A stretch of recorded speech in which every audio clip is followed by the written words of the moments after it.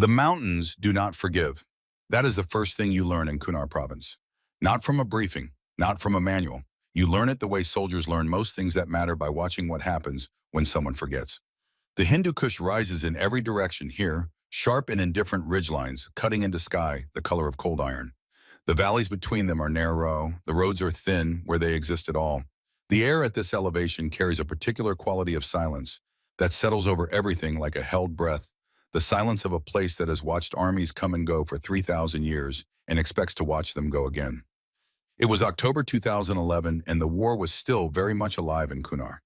At Phoebe Wright in the Asadabad district, the morning had begun the way most mornings began, with routine, with coffee that tasted like motor oil and cardboard, with men going through the practiced motions of a life built on preparation. The base sat low against the valley floor, pressed between the river and the rock, and its perimeter fence had been repaired so many times that different sections of it now looked like different eras of the same long argument. Men were moving across the compound. Mechanics bent over rotors. Radio operators sat inside lit windows. A logistics sergeant was walking toward the motor pool with a clipboard and the expression of a man who had already identified 14 problems before 9 in the morning and expected to find 14 more. The day looked like any other day. By 8:53 that morning, everything would be different. At 8:53, a Black Hawk helicopter approached the landing pad from the northeast, dropping altitude against a sky that had finally gone blue and cold. Its approach was not the smooth descent of a routine return. It came in low and slightly off angle, and the men on the ground who knew what they were looking at recognized immediately that the aircraft was not flying the way a healthy aircraft flies. There was something in the sound of it, a roughness at the edges of the rotor cycle, a slight asymmetry in the way it held its heading. The landing pad had been quiet. Within 60 seconds of the radio call coming in, it was not quiet anymore. They came from across the base, not because anyone ordered them to. Word moves through a forward operating base the way fire moves through dry grass fast without asking permission. The men who had been in the motor pool came. The men who had been at the chow hall came. Soldiers from the 1327th Infantry came, some of them still carrying their food, most of them wearing the expression of people who were afraid to hope. They had sent men up on that helicopter. They did not know yet what they were about to see. The landing pad filled with people who did not speak. The helicopter touched down and the rotors began their long, slow wind down, and the dust came up in curtains across the pad, and men raised their arms to shield their eyes. The side door opened. The first man to step out was a young soldier, barely 20 years old, his left hand wrapped in field dressing that had gone dark brown and stiff. He stood in the doorway for a moment, looking out at the crowd, and then his face did something that was difficult to watch. He was not a man who cried. You could see that about him from 50 feet away. He had that particular stillness that young soldiers develop very quickly in places like Kunar, a stillness that was not peace, but rather the carefully maintained appearance of it. But when he stepped out of that helicopter and he saw the men waiting, something in him released. His shoulders came down, his jaw dropped slightly, and the stillness broke. He was the first to cry. He would not be the last. Men who had held themselves together through things that would have unraveled most people stood at the edge of that landing pad and wept. Not in the loud, broken way of men who have given up. In the way that men cry when they have been holding something for a very long time, and the thing they were afraid of did not come to pass. It was the sound of released pressure, of something narrowly survived. Then the last person stepped out of the aircraft. She was small. That was the first thing you notice. She stood 5 feet 4 inches in her boots, and against the frame of that Black Hawk door, she looked like someone who did not belong in a place like this, until you looked more carefully, and then you understood that she belonged here more completely than most of the people watching her. She was 27 years old, and her name was Tessa Calloway, and her flight suit was soaked through with blood that was not hers. She stepped down onto the pad, and she looked out at the men who were looking at her. For a moment, nobody moved. Then a sergeant, a large, broad man from the infantry who had been in this country for 11 months and had not cried once, put his hand over his mouth. His eyes filled. He did not look away. Nobody could explain it clearly, not in the immediate hours after. Several of them tried later. They tried to find the right words for what they witnessed on that landing pad on a cold October morning. But words are approximate things, and what happened on that pad was something more precise than words can hold. What they had seen, what Caleb Tanner had transmitted through 4 short sentences to the first person standing next to him, and what spread outward from there in ripples, was the answer to a question that none of them had ever directly asked, but that every one of them carried somewhere in the center of their chest. The question of what a person does when there is nobody else. When everything has gone wrong. When the aircraft is broken and the crew is down, and the men who needed protecting could not protect themselves. The answer was standing in front of them in a bloody flight suit. But to understand what had happened in those 62 minutes, to understand what Tessa Calloway had done and why it mattered and what it cost you, have to go back to the beginning of that morning.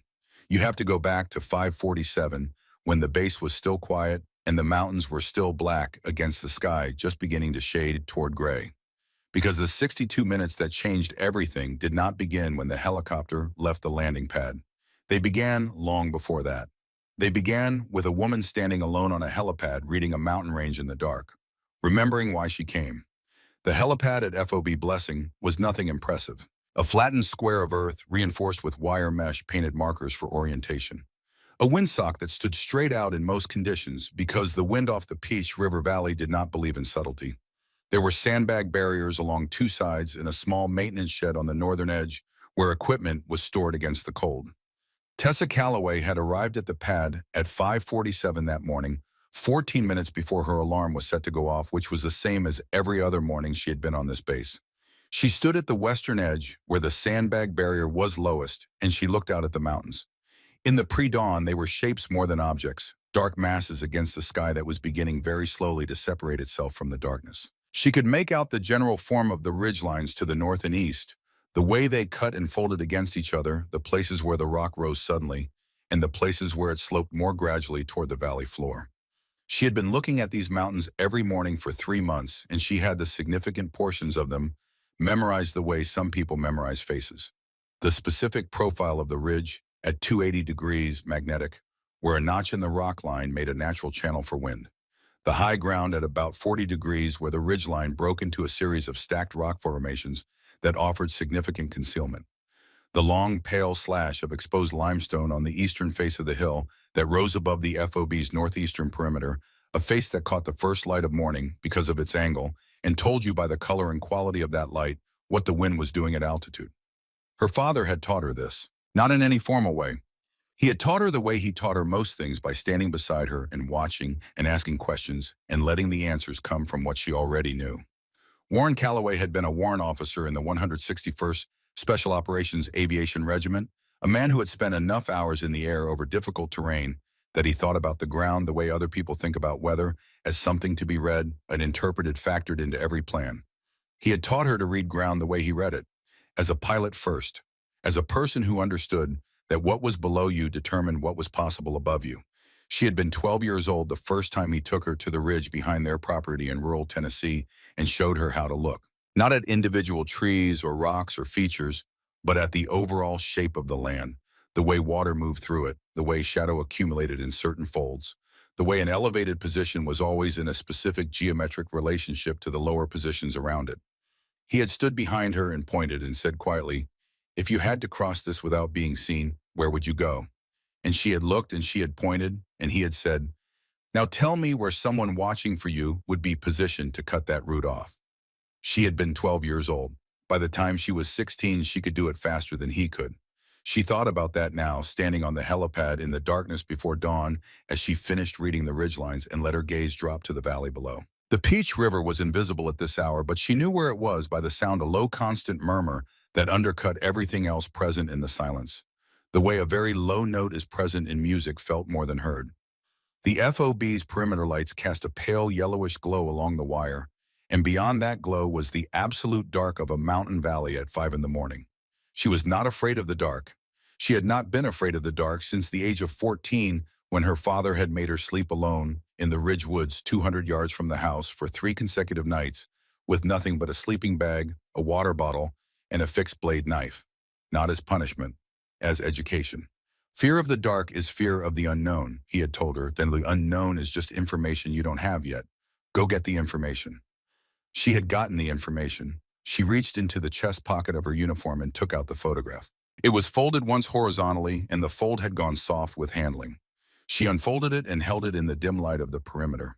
A man in a flight suit standing in front of a Black Hawk helicopter, squinting slightly against the sun somewhere above and to the right of whoever was taking the picture. He was tall, lean in the shoulders, with the kind of stillness in his posture that some men acquire after a certain amount of time in certain kinds of work. He was smiling not broadly, but in the contained way of a man who does not perform happiness for cameras, but who is in that particular moment genuinely pleased with where he is and what he is doing. On the back of the photograph in handwriting she knew better than her own were a few words and a date: Fort Campbell, April 2003, the year before everything started to unravel. She had not known when that photograph was taken, that it would be the last record she would have of her father in a moment of uncomplicated happiness. She had not known that 3 years later he would be in Kunar province flying a mission that should have been straightforward, following a set of coordinates that someone had deliberately altered. She had not known that his helicopter would go down in a valley not far from where she was standing, and that the people who were supposed to send help would not send it, and that she would spend the years afterward not fully understanding why. She had come to Kunar to understand why. She had joined the army as a medic because that was the path that made sense for what she needed to do. A woman who wanted to be in the field, in the air, in the places where things actually happen. She had qualified as a 68 Whiskey, a combat medic specialist, and she had pushed hard for flight qualification, and she had gotten it, and she had requested assignment to a dust-off unit in Afghanistan, and she had gotten that too. And when the assignment orders had come through and she had seen the unit location, Kunar Province, Pech River Valley, she had folded the orders and put them in her pocket and gone outside to stand in the parking lot of the barracks building and breathe for a while. Her mother had not asked why she wanted to go to Kunar specifically. Her mother had not needed to ask. "Your father would tell you to be careful," Sandra Calloway had said, and then after a pause that contained several things that neither of them put into words, "but he'd also tell you to go." Tessa refolded the photograph and put it back in her chest pocket. She looked at the mountains for another moment, the ridgeline at 280 degrees, the high ground at 40 degrees, the pale limestone face catching the first suggestion of light on the eastern hill. Then she turned and walked back toward the maintenance shed to check her medical kit before the morning briefing. She checked everything twice. She would check it again before they boarded. She always did. Specialist Seth Kennard was a 23-year-old from a small town in rural Virginia that most people outside the state had never heard of. He was built like someone who had grown up doing physical work, not the gym-built mass of a person who trained for appearance, but the harder, more functional build of someone who had spent his adolescence loading trucks and cutting timber and doing the thousand small physical tasks that life in an agricultural area demands. He had been a crew chief for 14 months. He had 64 combat missions. He was good at his job and he knew it, and his confidence sat on him the way it sits on people who have earned it completely without advertisement. He was performing his pre-flight checks on the UH-60 at 6:45 when CW-3 Leland Grouse arrived and began his own walk-around on the opposite side of the aircraft. Grouse was 40 years old from Wyoming, a man of few words whose silence was the comfortable kind, the kind that came from having absolutely nothing to prove to anyone. He had the hands of someone who had been working with machinery since before he could legally drive, and he used them on the aircraft now with the assured economy of long practice. Kennard finished checking the port side door mechanism and looked across the fuselage at the medical kit being loaded into the back of the aircraft by the FOB's logistics specialist, a man who was not flying this mission and was therefore, in Kennard's view, handling the equipment with insufficient care. "Hey," Kennard said. The logistics specialist looked up. "That goes in strapped down. If we hit weather, the last thing I need is your kit sliding into the equipment rack." The logistics specialist, to his credit, refastened the straps without argument. Tessa arrived at the aircraft at 6:52, which was 8 minutes before the briefing was scheduled to begin and 45 minutes before they were scheduled to lift off. She was carrying her own medical bag, a stomp bag, modular medical equipment, packed by her own hands, in an order she had developed over 14 months of flight medicine, and a secondary pack assembled specifically for this mission based on the casualty profile she had been given the night before. She stowed both in the back of the aircraft herself, securing each strap, checking each clasp, arranging the contents in the sequence in which she expected to use them. Kennard watched her from the front of the aircraft. He had the particular quality of observation that belonged to people who spent a lot of time managing complex machinery. He watched things with assessment in his eyes, noting what was being done and comparing it against what he expected to see. What he expected to see was a medic loading a kit. What he saw was a medic loading a kit with a precision and economy of motion that he had not expected from someone her age and her time in theater. There was no wasted movement. The items went into the compartments in a specific order, and she did not have to think about what came next. Her hands knew. He filed this away without comment and went back to his pre-flight. CW2, Owen Harwick arrived at 3 minutes to 7. He was 35 years old, broad across the shoulders with dark circles under his eyes that had become so permanent over 4 years of deployments that they no longer indicated anything about how well he had slept. He was from Montana, from a ranching family outside Billings, and he had that quality of stillness that belongs to men who have grown up in landscapes that do not require conversation. He had been flying medevac missions for 6 years. He had a small, laminated image of St. Christopher fixed to the instrument panel of every aircraft he flew, pressed flat with his thumb each time replaced when aircraft were changed, a private ritual that he had never explained to anyone who asked about it. He walked the perimeter of the aircraft, noted the tail rotor clearances, checked the engine nacelles, checked the skids, and then came to stand beside Kennard. "Who's the doc?" "Calloway. 3 months in theater. First time in Sector 7. Harwick looked toward the back of the aircraft where Tessa was finishing her kit arrangement. He said nothing for a moment. Then, "She going to be all right in a hot LZ?" "She's got the quals," Connard said. "Can't tell you more than that yet." Harwick nodded. This was not skepticism in the dismissive sense. It was the professional concern he would have had for any crew member going into a high-threat extraction area for the first time. Hot landing zones were a specific kind of experience. Credentials told you what a person had been trained to do. They did not tell you what a person would actually do when the coordinates that looked clean on a map turned out not to be clean at all.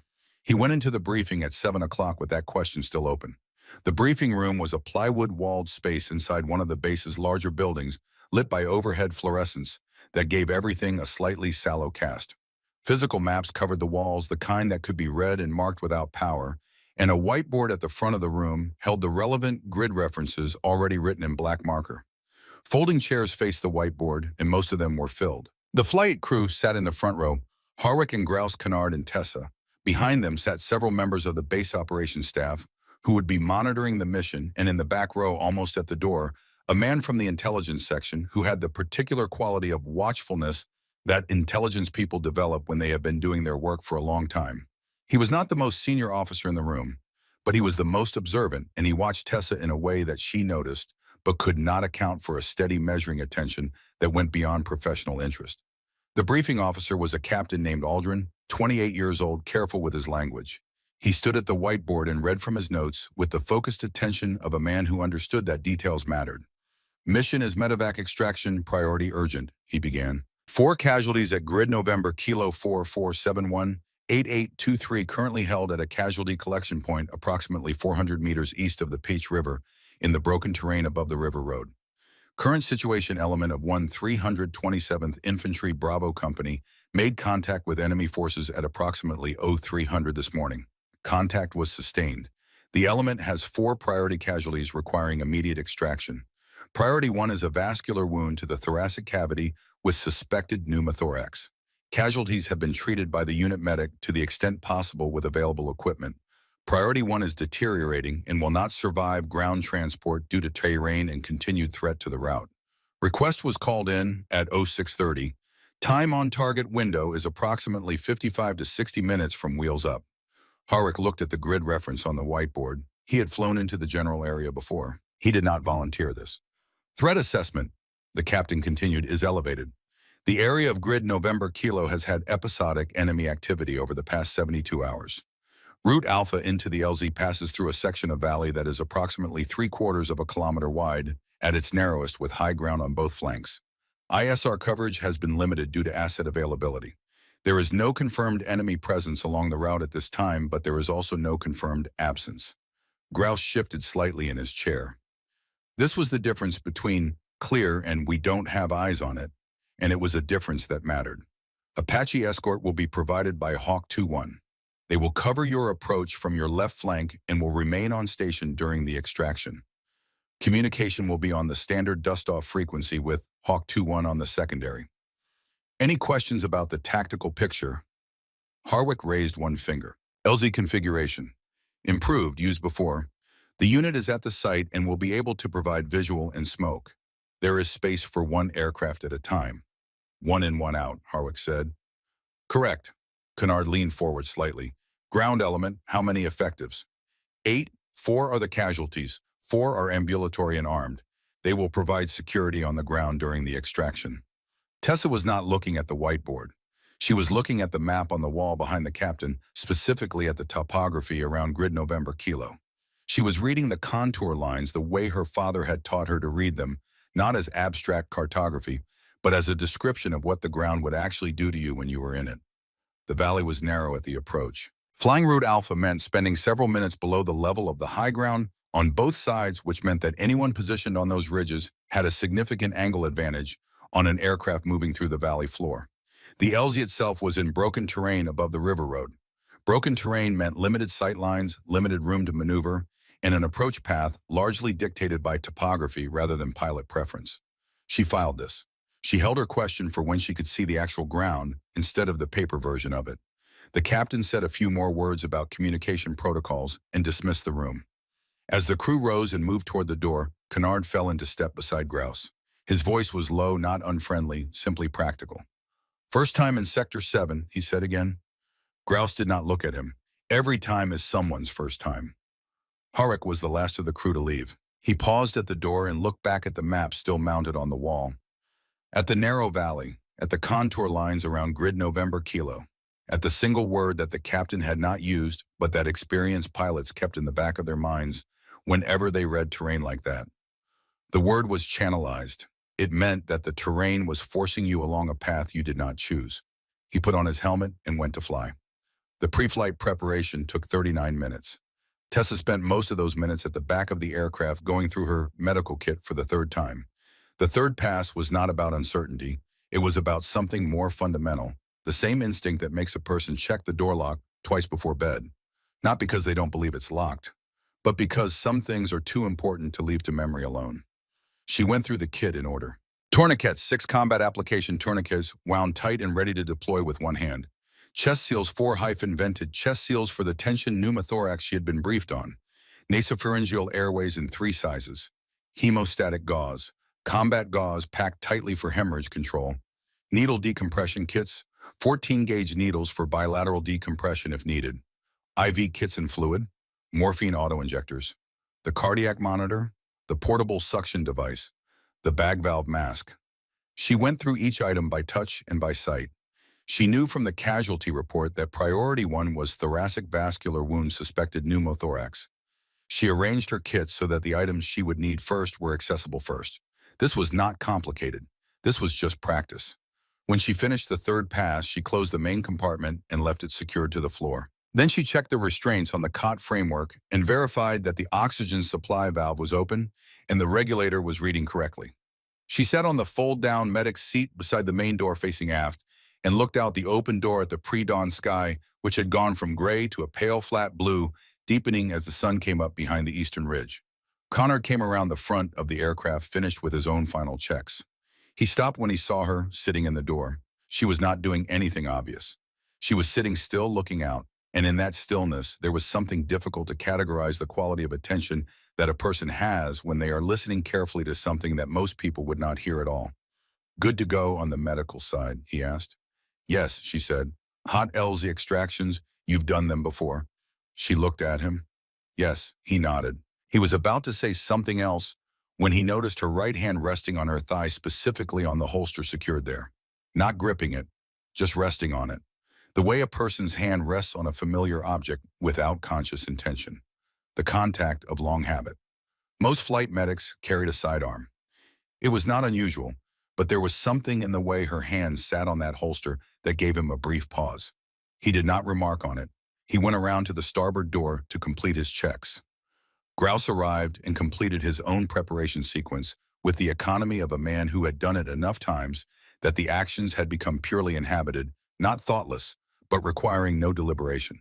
He ran through his checklist, verified fuel state, tested the cyclic and collective for full range of motion, confirmed avionics were powering up correctly. Harwick came last, as aircraft commanders do, because the aircraft commander's job is to verify that everyone else has done their job before performing their own. He walked the aircraft, checked the tail rotor clearance, checked the main rotor blades, checked the engine nacelles, and then climbed into the left seat and settled himself in. He reached up and attached the St. Christopher image to the instrument panel with a fresh piece of medical tape from his pocket. He pressed it flat with his thumb. Then he put on his helmet and began the engine start sequence. The two General Electric T-700 turbine engines came to life in sequence. A rising whine that became a roar settled and found its rhythm. The main rotor began to turn. Slowly at first, then faster, building toward operating speed until the whole aircraft was alive with controlled vibration and the familiar deep thudding of rotor wash. At 0749, Harwick keyed his radio. Dustoff 77 Fall Blessing Tower. Ready for departure. Dustoff 77, you are cleared for departure. Winds are 270 at 8 knots. Visibility unrestricted. At 0751, the aircraft lifted. The Peak River Valley in the morning light was something that defied easy description. It was beautiful in the way that indifferent things are sometimes beautiful without any consideration for the observer, without concession to human preference. The river ran silver-brown below them, visible in flashes between the rock and the scrub pine, winding through a valley that rose on both sides into ridgelines touched at their crests by the first horizontal light of day. The colors were extraordinary: ochre and red and gray rock, dark green of the conifers, the deep shadow that still pooled in the lowest folds of the terrain. The sky above was a blue so clear it seemed to have weight. Tessa looked at it through the open side door and she thought, this is what he flew over. This exact valley. 5 years ago he looked down at this. She kept the thought brief. She had learned over a long time that thoughts worth keeping had to be kept brief in moments like this, or they would occupy space that needed to be clear. In the right seat, Grouse was managing the navigation, calling out waypoints as they progressed along the planned route. Harwick was flying smooth, economical inputs, the kind of flying that looks effortless, because everything extraneous has been removed. In the back, Conard was at the door gun on the starboard side. His M240H swung out and locked into position, his eyes moving across the terrain below, with the steady, systematic sweep of long practice. The Apache Hawk 2-1 was visible 2 kilometers to their left and slightly above, moving parallel to their track. Its presence was a comfort, though a measured one. Comfort in the sense that it was there. Measured in the sense that what an Apache could prevent and what it could not prevent were 2 different lists. At 8 minutes into the flight, Tessa's radio crackled. Grouse's voice from the front seat. Coming up on waypoint November, valley narrows in approximately 4 clicks. She looked out the port side door. The valley was beginning to compress, the ridgelines on either side drawing closer, the floor of the valley rising slightly to meet the walls. Below, the river road was barely visible through the vegetation, a pale thread of track that followed the water and then disappeared into shadow. She was reading the high ground. She looked at the ridgeline on the northwest side, the one they would be flying beneath, as the valley narrowed, and she noted the specific texture of it. Rock formations that had stacked into natural terraces. Ledges wide enough to serve as firing positions. Vegetation sparse enough at the crest that lines of sight would be long. There was a particular section, perhaps 280 meters along the northwestern ridge, at a point where a natural notch in the rock created a kind of natural parapet where the rock face caught the morning light at a specific angle, and something caught the morning light back. It was brief. A flicker of reflected brightness that was gone before she could focus on it. Most people would not have noticed. Most people were not looking for it. But she had been taught to look for exactly that kind of mismatch, the difference between ambient light and what a surface ought to be producing, the signature of glass or polished metal where glass and polished metal did not belong. She keyed her intercom. Harwick, go ahead. Northwest ridge, the rock notch at approximately 11 o'clock. I had a flash of reflected light. Duration less than a second. Angle consistent with an optic or glass surface.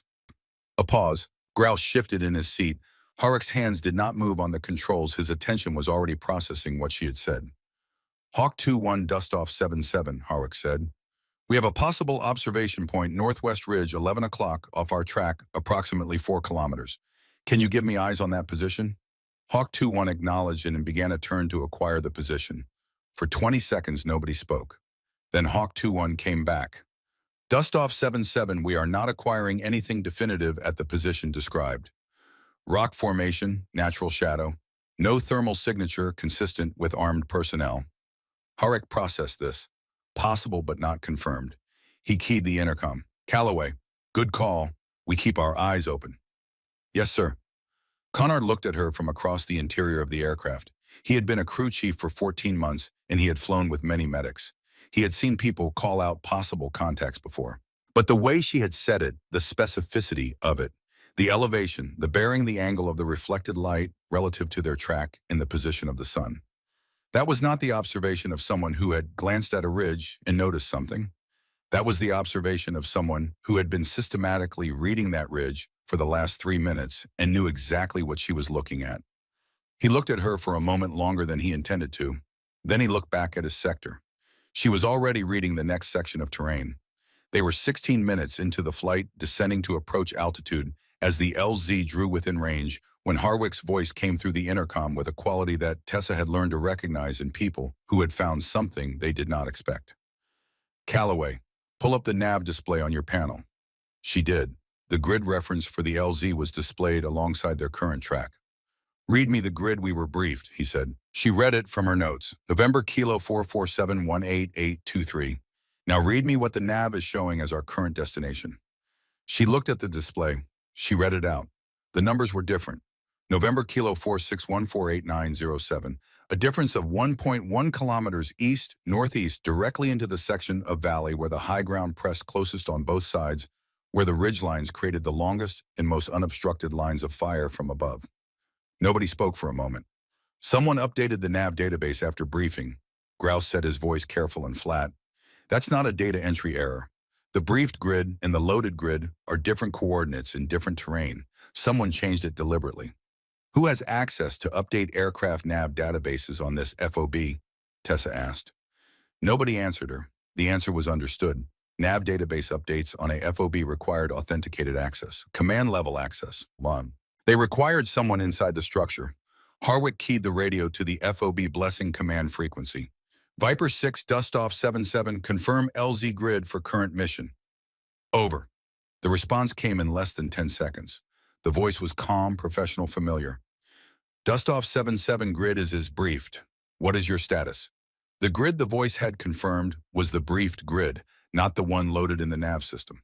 Harwick looked at Grouse. Grouse looked at the nav display. Harwick did not correct the navigation through the command channel. He flew toward the briefed grid, the correct one, manually using the chart.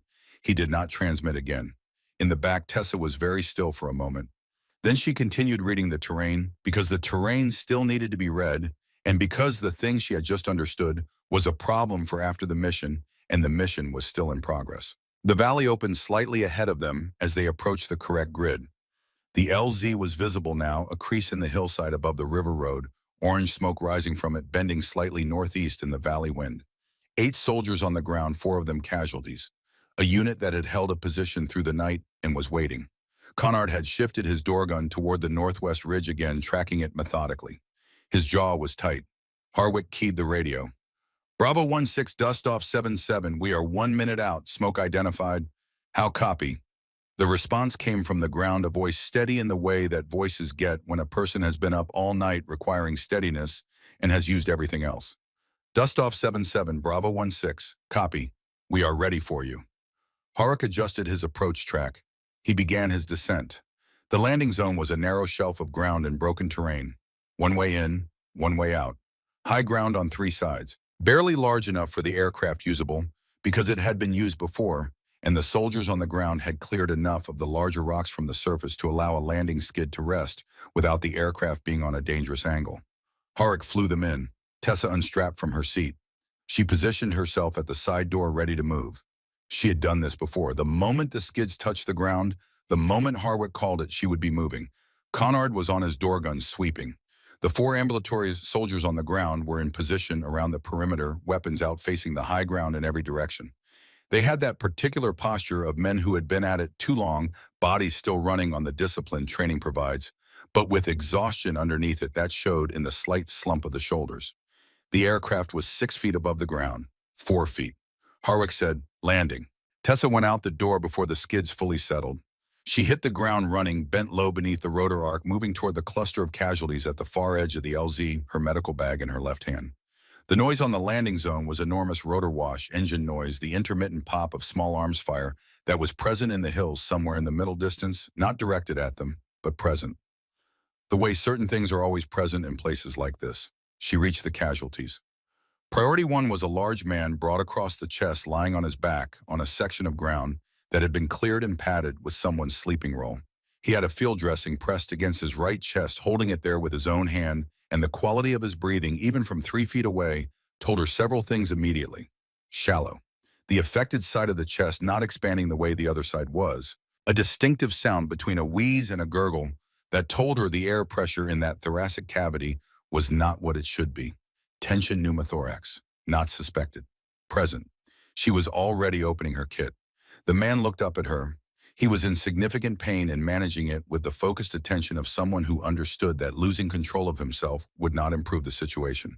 His eyes were clear and deliberate, the eyes of someone working very hard to stay present. Needle decompression, she said partly to herself, partly to the sequence of steps she was already running through. I know, he said. His voice was rough but controlled. Second intercostal space midclavicular line. She paused. She looked at him. You've had this before. Similar, he said. She verified the position and prepared the needle. The process took 11 seconds from the time her hand went into the kit. She inserted the needle with the practiced motion of someone who had performed the procedure in difficult conditions many times, and she heard the distinctive sound of air release. And the man's breathing changed immediately, measurably, in the way that good interventions change things. He drew a longer breath. His face registered something adjacent to relief. She was already applying the chest seal over the wound site. What's your name? She asked. Wynn, he said. Garrett Wynn, Sergeant First Class? Your lung has been reinflating since approximately 10 seconds ago. I need to get you in the aircraft. Can you help me or do you need a full carry? I can help. Then on my count. They got him up. Two of the ambulatory soldiers assisted. Tessa directed the movement with the efficiency of someone who did not have time to explain what she was doing and had enough competence that explanation was not required. She had Wynn strapped to the cot framework with the primary IV line running before she was back out the door. Priority 2 was a young soldier named Caleb Tanner, sitting upright with his left hand wrapped in a compression bandage that had done its job adequately under field conditions.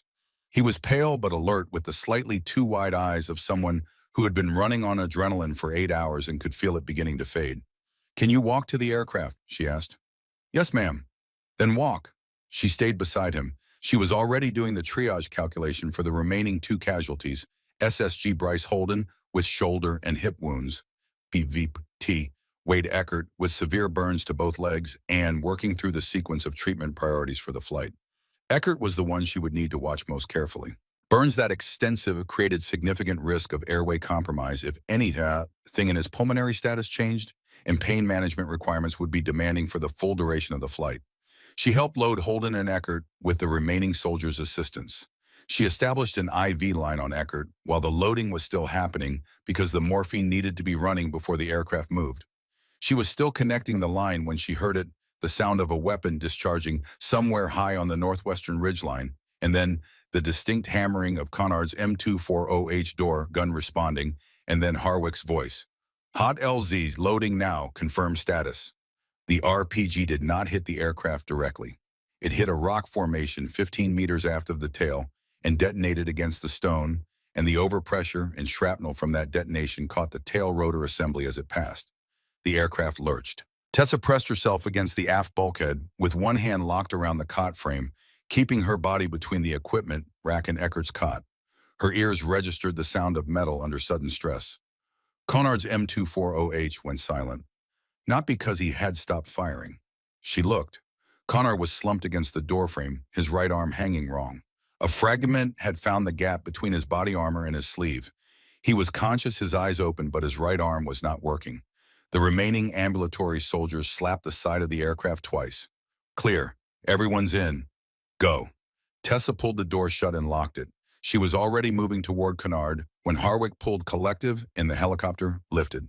The aircraft did not sound right as it climbed. The tail rotor, she could hear it in the changed quality of the vibration through the airframe, a resonance that had not been there before, a cycling irregularity at a frequency she felt in her back teeth. Harwick's voice on the intercom, Callaway, we have tail rotor damage. I'm compensating. It's manageable for now. She filed this. She reached Conard and assessed his arm fragment wound to the forearm, significant bleeding but no arterial involvement. She applied a tourniquet below the elbow and a pressure dressing and told him to stay against the wall. He looked at her with the expression of a man who has just had his function removed from him at the worst possible time. You can still watch, she said. Watch the port door. He nodded. He turned to watch the door. She went back to her patients. They were 18 minutes out of phobe blessing. She was checking Wynn's IV line when she noticed the change in his breathing. Not dramatic, subtle, A slight increase in effort on the affected side, a small tightening around his jaw. She checked his oxygen saturation by feel his fingertips had the faint blue undertone that told her the saturation was declining. The chest seal was working, but the underlying pressure was building again. Not unusual for a significant pneumothorax. She would need to monitor it continuously. She adjusted the oxygen flow and positioned herself so she could watch both Wynne and Eckert simultaneously. Tanner was seated against the aft bulkhead with his wrapped hand held against his chest, tracking everything with the alert, systematic attention of someone who had decided the most useful thing he could do was observe clearly. Then she heard it. It was not a sound from inside the aircraft. It was a sound from outside the aircraft, specifically from the exterior of the fuselage, on the port side below, and aft of the main cabin door. A sound that did not belong to the normal inventory of sounds that a UH-60 makes in flight.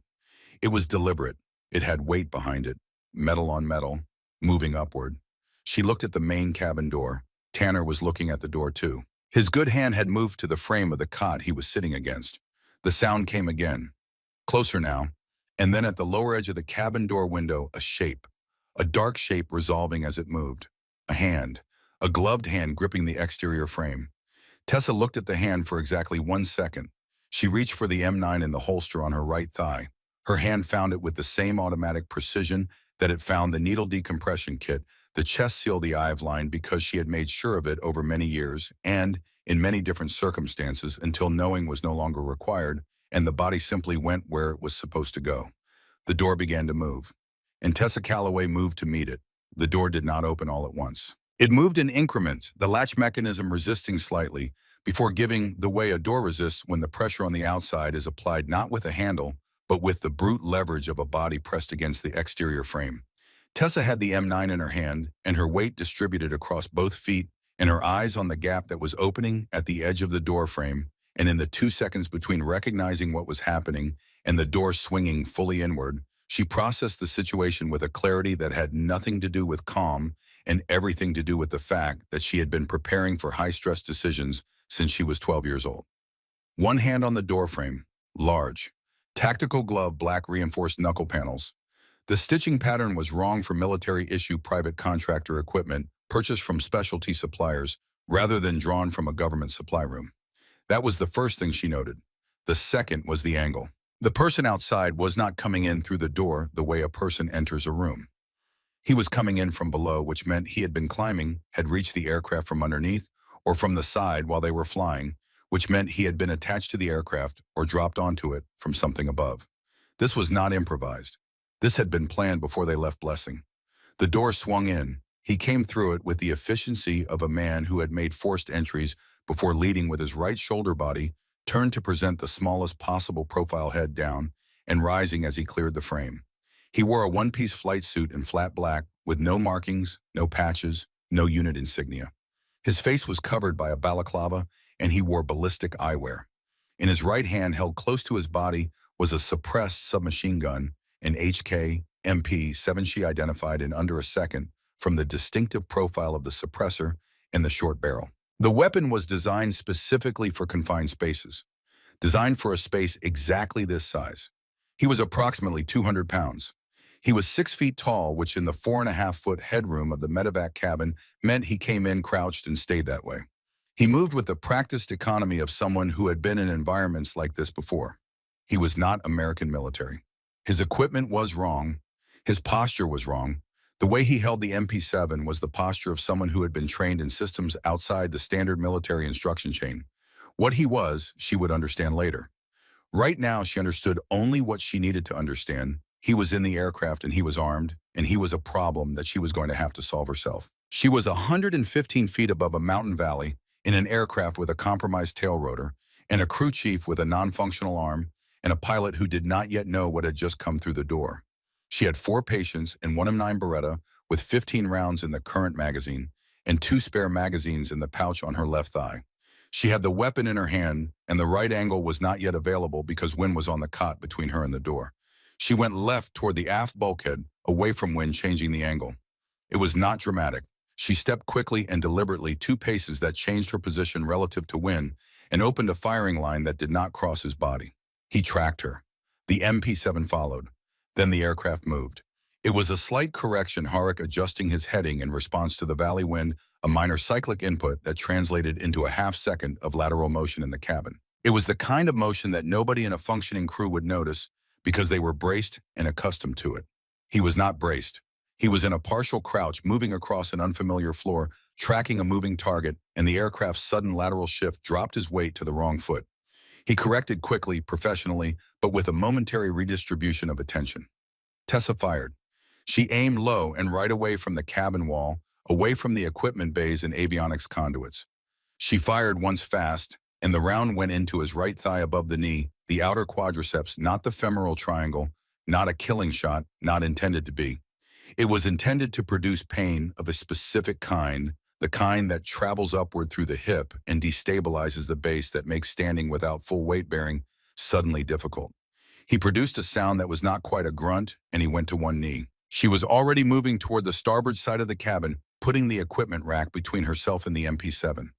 Tanner had pressed himself into the far corner of the cabin, his wrapped hand held against his chest, his back against the aft bulkhead. He was not panicking. His eyes were tracking everything, absorbing it, with the wide, deliberate attention of someone who had decided that the most useful thing he could do in this moment was to see it clearly. The intruder rose from his knee. The leg was functioning. She had not severed anything critical. He was carrying the wound as a cost, which meant he was going to keep moving. The wound had bought her approximately 3 seconds. She put her back against the equipment rack on the starboard side and evaluated her angles. The cabin was 10 feet long, 6 feet wide.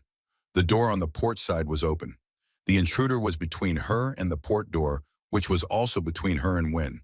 He knew this. She could see in the way he positioned himself that he knew it. He was not rushing her. He was managing the space, controlling the geometry of it. Then his attention shifted. The movement was brief and controlled, but she caught it, a fractional tilt of his chin toward the front of the aircraft, toward the radio equipment, not toward the cockpit exactly, toward communication. He was receiving instructions or had received them recently, and the reflex of that connection still lived in his body. Someone was in contact with him, someone who knew they were in the air right now, someone with access to their flight profile. She thought about the nav coordinates. She thought about the voice on the radio that had calmly confirmed the briefed grid. She thought about the changed numbers on the nav display. The intruder was here because someone with command-level access to this FOB's systems had put him here, had known this aircraft's route, had provided that route to someone who had planned for a man in black contractor kit to be waiting in the air above their LZ. She moved. She came off the equipment rack and went low and toward the port side, not toward him, but toward the cot framework, because the cot framework was bolted to the cabin floor and provided both a handhold and a positional anchor. She got her left hand on the forward crossbar of the cot frame, and she brought the M9 up. He came at her. He was done managing geometry. He brought the MP7 down. He did not fire it, and she noted this. He wanted to avoid the sound of gunfire if he could, because gunfire meant forensics and residue and documentation, and whatever he was doing here, he wanted to be deniable. He came with his body, using his weight, closing the distance, and bringing his right forearm across to deflect the M9 away from his center line. He was stronger than her. He was 80 pounds heavier and structurally larger, and he had been trained in exactly the kind of close-quarters fighting that this space required. What he did not have was familiarity with this specific space. She had been in this cabin or cabins exactly like it every working day for 3 months. She knew where every bolt was. She knew the clearance between the cot frame and the port bulkhead. She knew that at the aft end of the equipment rack, there was a corner bracket that jutted out 4 inches from the surface at exactly the height of a large man's hip when he was crouching. She let him close.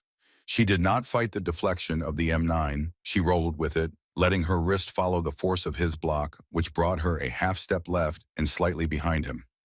The half-step left put her at his right flank, the corner bracket at his hip level. She drove her left elbow into the back of his right shoulder, hard and downward, and his body rotated with it, and his hip connected with the corner bracket, and the impact threw his balance forward, and he went into the starboard wall with his left hand out. The MP7 came loose from his right hand. It hit the floor and slid toward the open port door, and for a suspended moment it seemed like it would go out the door, and then it caught on the door sill, lip, and stopped there, half in and half out, the suppressor hanging in the airstream. She had the M9 back in two-hand grip. He turned from the wall. They were both breathing. His leg was bleeding into his flight suit. Her left wrist had taken the impact of his forearm block. A pause, not long, perhaps 2 seconds, while they both assessed the new state of things. Then he looked at her through the ballistic eyewear and he spoke. His voice was American. The flat vowels of the inland states controlled enough that she could not narrow it further. He said, "You don't know what you're holding on to, Calloway." She said nothing. "That man is carrying something that does not belong to him. Give it to me and I walk away. That's the whole of it." He knew her name. She filed that away. He knew her name and he knew what Wynne was carrying, and he had been placed on this aircraft with that specific knowledge, which meant that the information about this mission, the timing, the route, the specific presence of Wynne as a casualty had been communicated to whoever had sent him. She said, "Who sent you?" It was not a question in the sense that she expected an answer. She said it to watch what his body did instead of answering. People who will not answer a question still answer it through other channels. What he did was glance toward the front of the aircraft. The movement was brief and controlled, but it was there a fractional tilt of his chin toward the radio equipment, toward the frequency that was currently open to FOB Blessing Command. He was receiving instructions, or had recently received them, and the reflex of that connection lived in him still. He moved. He came across the cabin without the MP7, willing to take the risk of close contact to avoid the evidentiary problem of gunfire. He was fast. He was trained. And he was betting that his physical advantage would overcome her positional one. She went to the port side toward Wynn's cot, and she put the cot between herself and him. She had the M9 on him. She said flat and without escalation, "Stop." He stopped. Moving around the cot meant exposing himself to the M9 at close range with no angle of deflection, and he was evaluating the math. "You're going to shoot me," he said. "If you come over this cot, I'm going to put a round through your knee. Then we'll have a very different conversation." He looked at the cot. He looked at Wynne on the cot. His gaze went to the sealed pouch visible through the fabric of Wynne's left chest pocket, a rigid outline, something encased in a waterproof container. Something that someone had decided was worth killing for. "Whatever's in that pocket," he said, "is going to hurt a lot of people who did their jobs." "Then they should have done different jobs," she said. Something in his posture shifted. Not capitulation, he was reassessing, recalculating, and the recalculation was visible in the way his weight redistributed across his feet. The aircraft moved in a way that was not a correction. It lurched.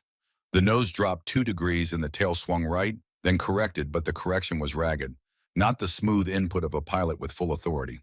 The vibration from the tail changed, a resonance cycling at a frequency she felt in her back teeth.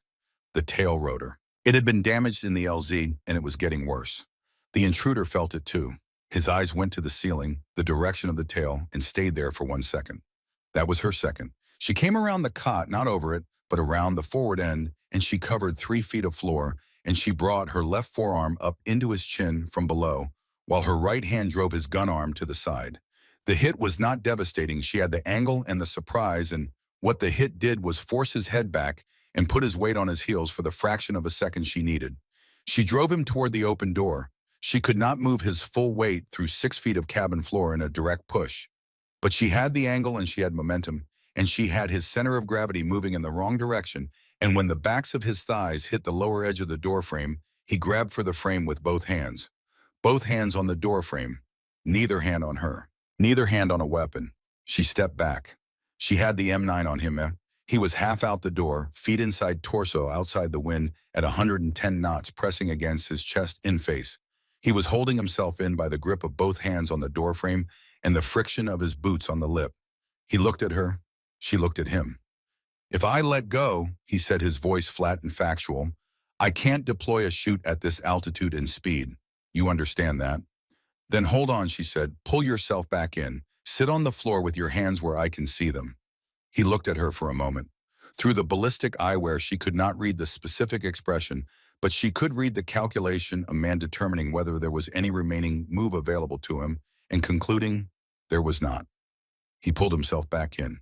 He sat on the floor of the cabin, back against the starboard wall, hands on his knees. He was breathing hard. His leg was still bleeding. He looked at her with the expression of a man who has made a calculation and is committing to it. She kept the M9 on him with her right hand, and she reached left with her free hand and came out with a flex cuff from the trauma kit.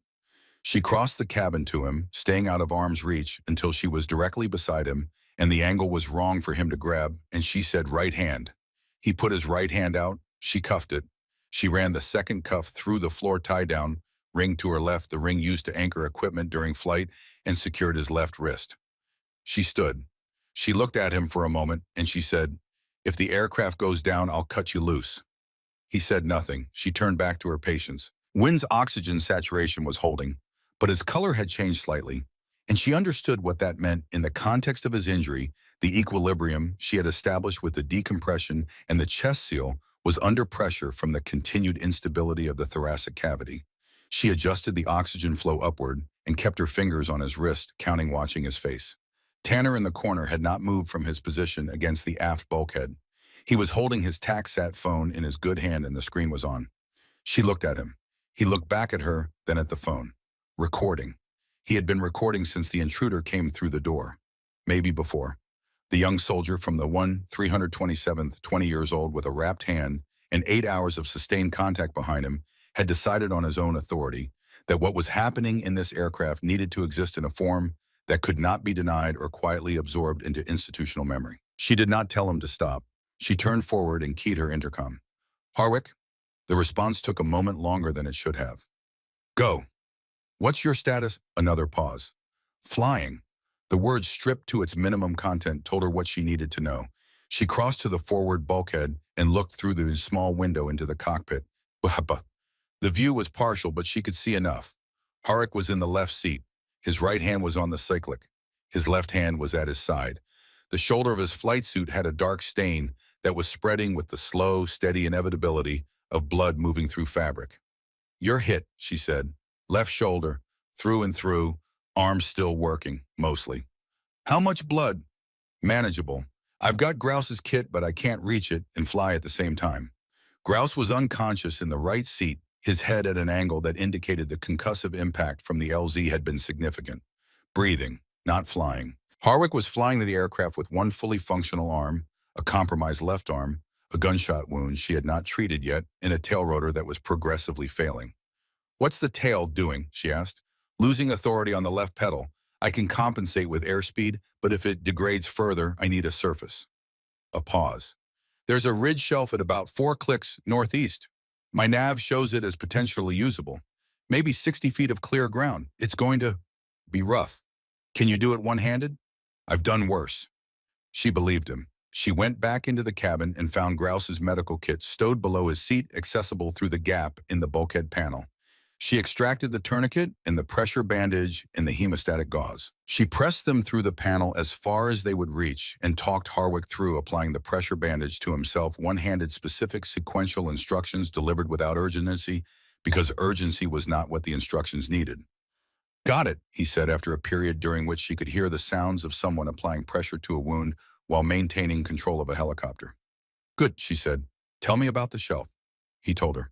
The ridge shelf was a natural formation on the northeast face of the valley wall, a ledge of rock and compacted earth that satellite imagery had cataloged as a possible emergency landing site. Narrow, tilted, never used for an actual helicopter landing. Surface composition unknown. She listened and formed a picture. She thought about what it would mean to land on an angled, unknown surface with a progressively failing tail rotor and a pilot operating with one arm and declining blood pressure. "When you set it down," she said, "set the upslope skid first. Right skid if the tilt is what you're describing. You want the rotor disc away from the hillside." "I know," he said. "I know you know. I'm saying it anyway." "Fair enough." She went back to the cabin. Wynn was watching her from the cot with the same flat, deliberate expression he had worn since the extraction, a man who was in significant pain and managing it through will. "You all right?" she asked him. "Functional," he said. His voice was rougher than before. The exertion of the past minutes had cost him something. She checked his IV line and adjusted the flow. He looked at her. Something in his expression shifted, the flat managed mask giving way slightly like a curtain moved by air from a direction unexpected. "Your father's name was Warren Calloway," he said. She went still.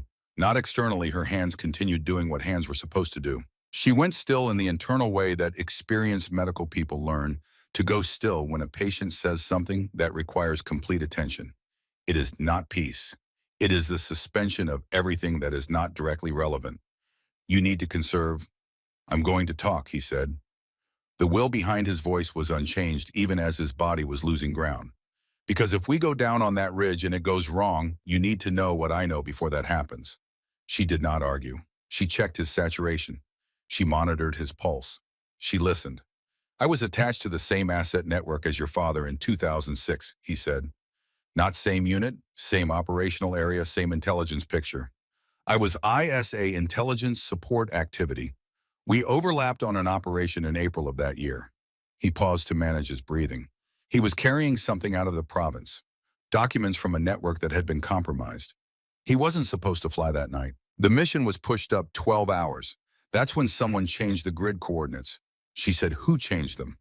Someone inside the command structure of this FOB, not a field decision made from a desk by a person with authenticated access and a reason that had nothing to do with the mission and everything to do with what your father was carrying. He was bringing documentation that implicated people who had built careers on events the documentation contradicted. Your father's flight that night was the thread that had pulled, unraveled things that certain people had spent years weaving closed. She was counting his pulse. 92 elevated but holding. The USB in my chest pocket, he said. 6 years of material. Everything I could gather, signals, intelligence, imagery, testimony, communications, records. It is the case your father's mission was supposed to generate, finished by someone else 6 years later. He met her eyes directly. I've been trying to get it out of this province for 2 years. Every time I've gotten close, the same people who changed those coordinates in 2006 have found ways to interrupt the process. The aircraft lurched again, more pronounced. The cycling in the tail had become audible in the cabin, now not the sound of a system working, but the sound of a system working far harder than it was designed to work, to produce far less than the result it was designed to produce. Harwick's voice. Calloway, 3 minutes. I need everyone strapped. She looked at Wynne. She began making adjustments to his restraints on the cot framework. She spoke as she worked. The person who changed the coordinates, she said. The person who sent the man through that door. Are they the same person? Yes, he said. He gave her the name. She stopped working for a fraction of a second, so brief that no one watching would have caught it. Then her hands continued. She had heard the name before, in a briefing room, over a radio. She had shaken hands with the person attached to the name, and she had noted something she could not identify, something in the quality of his attention that had registered as a dissonance she could not explain. She could explain it now. He knows you're on this aircraft, she said. He's known since the mission was tasked. The extraction request came through channels he monitors. When he saw my name on the Priority 1 casualty report, he knew what I was carrying. He paused. The man on the floor came from a platform above us. He was set down via fast rope while we were occupied at the LZ. He's been on the exterior since we left. She processed this. Every piece of it went into its correct place, and the picture it assembled was clear and ugly, and she did not look away from it. The USB stays with me, she said. That was always the idea, Wynne said. Then he closed his eyes. His chest was still moving, his pulse still running under her fingers. But the will that had held him present had spent itself on what it needed to spend itself on, and his body was taking what it was owed. She finished securing his restraints. She moved to Eckert and checked his airway. She moved to Holden. She came back to the forward position and strapped herself into the medic's seat. The intruder on the floor had braced himself against the wall with his cuffed hands above the tie-down ring legs, extended good leg angled for maximum floor contact. He had done this without being told. He had been in emergency landings before. Tanner had his back against the aft bulkhead, the Taxat phone secured in his jacket pocket. His good hand gripped the handhold above his position. His jaw was set. He was 20 years old from somewhere in the south, and he had been awake for more than 24 hours. And in the last 20 minutes, he had witnessed things that would not leave him for the rest of his life. And he was holding himself together because there was nothing else to do. She looked at him. He looked back. She gave him one nod. Slow, deliberate. The nod that means you are doing what you are supposed to be doing. He straightened his spine another half inch. Harwick's voice. Coming up on the shelf, 30 seconds. I'm going to talk through the approach. Don't adjust anything in the back. Understood, she said. Upslope skid first, he said. I know you know, she said. A pause that had the quality of something personal in it. Then, Doc, my boys' names are Jake and Danny, 8 and 5. They're with their grandmother in Billings. She held the intercom button. They're going to hear this story from you, she said. About you, from you. A long pause. Yeah, he said. The aircraft began to descend. She had been in enough unusual flight conditions to have a physical library of what abnormal felt like from the inside of a helicopter. What she was feeling now was something adjacent to all of those, but not identical to any of them. The progressive reduction of control authority, the way Harwick was using airspeed to compensate for what the tail rotor was no longer reliably providing, the increasing delicacy of inputs that under normal conditions would have been routine. He was flying with one arm and a shoulder wound and declining blood pressure, and he was flying it well because the alternative was unacceptable, and he had decided that the alternative was therefore not going to happen. She could feel the ridgeline before she saw it, the way the airflow changed as they descended between the valley walls, the specific turbulence of mountain terrain at low altitude, the way the aircraft slowed as Harwick bled airspeed against the approach gradient. 10 seconds, he said. His voice was unchanged. She closed her eyes for 1 second. She did not pray exactly. She let go of everything that was not directly relevant to the next 60 seconds. The fear, the calculation, the weight of what Wynne had told her, and she held only the immediate and the necessary. Then she opened her eyes. The skid hit the rock. Right skid first upslope, as she had said, as he had known. It hit and held, and for a moment the aircraft was balanced on that single point of contact with the right skid on solid rock, and the rest of the aircraft tilted in the air.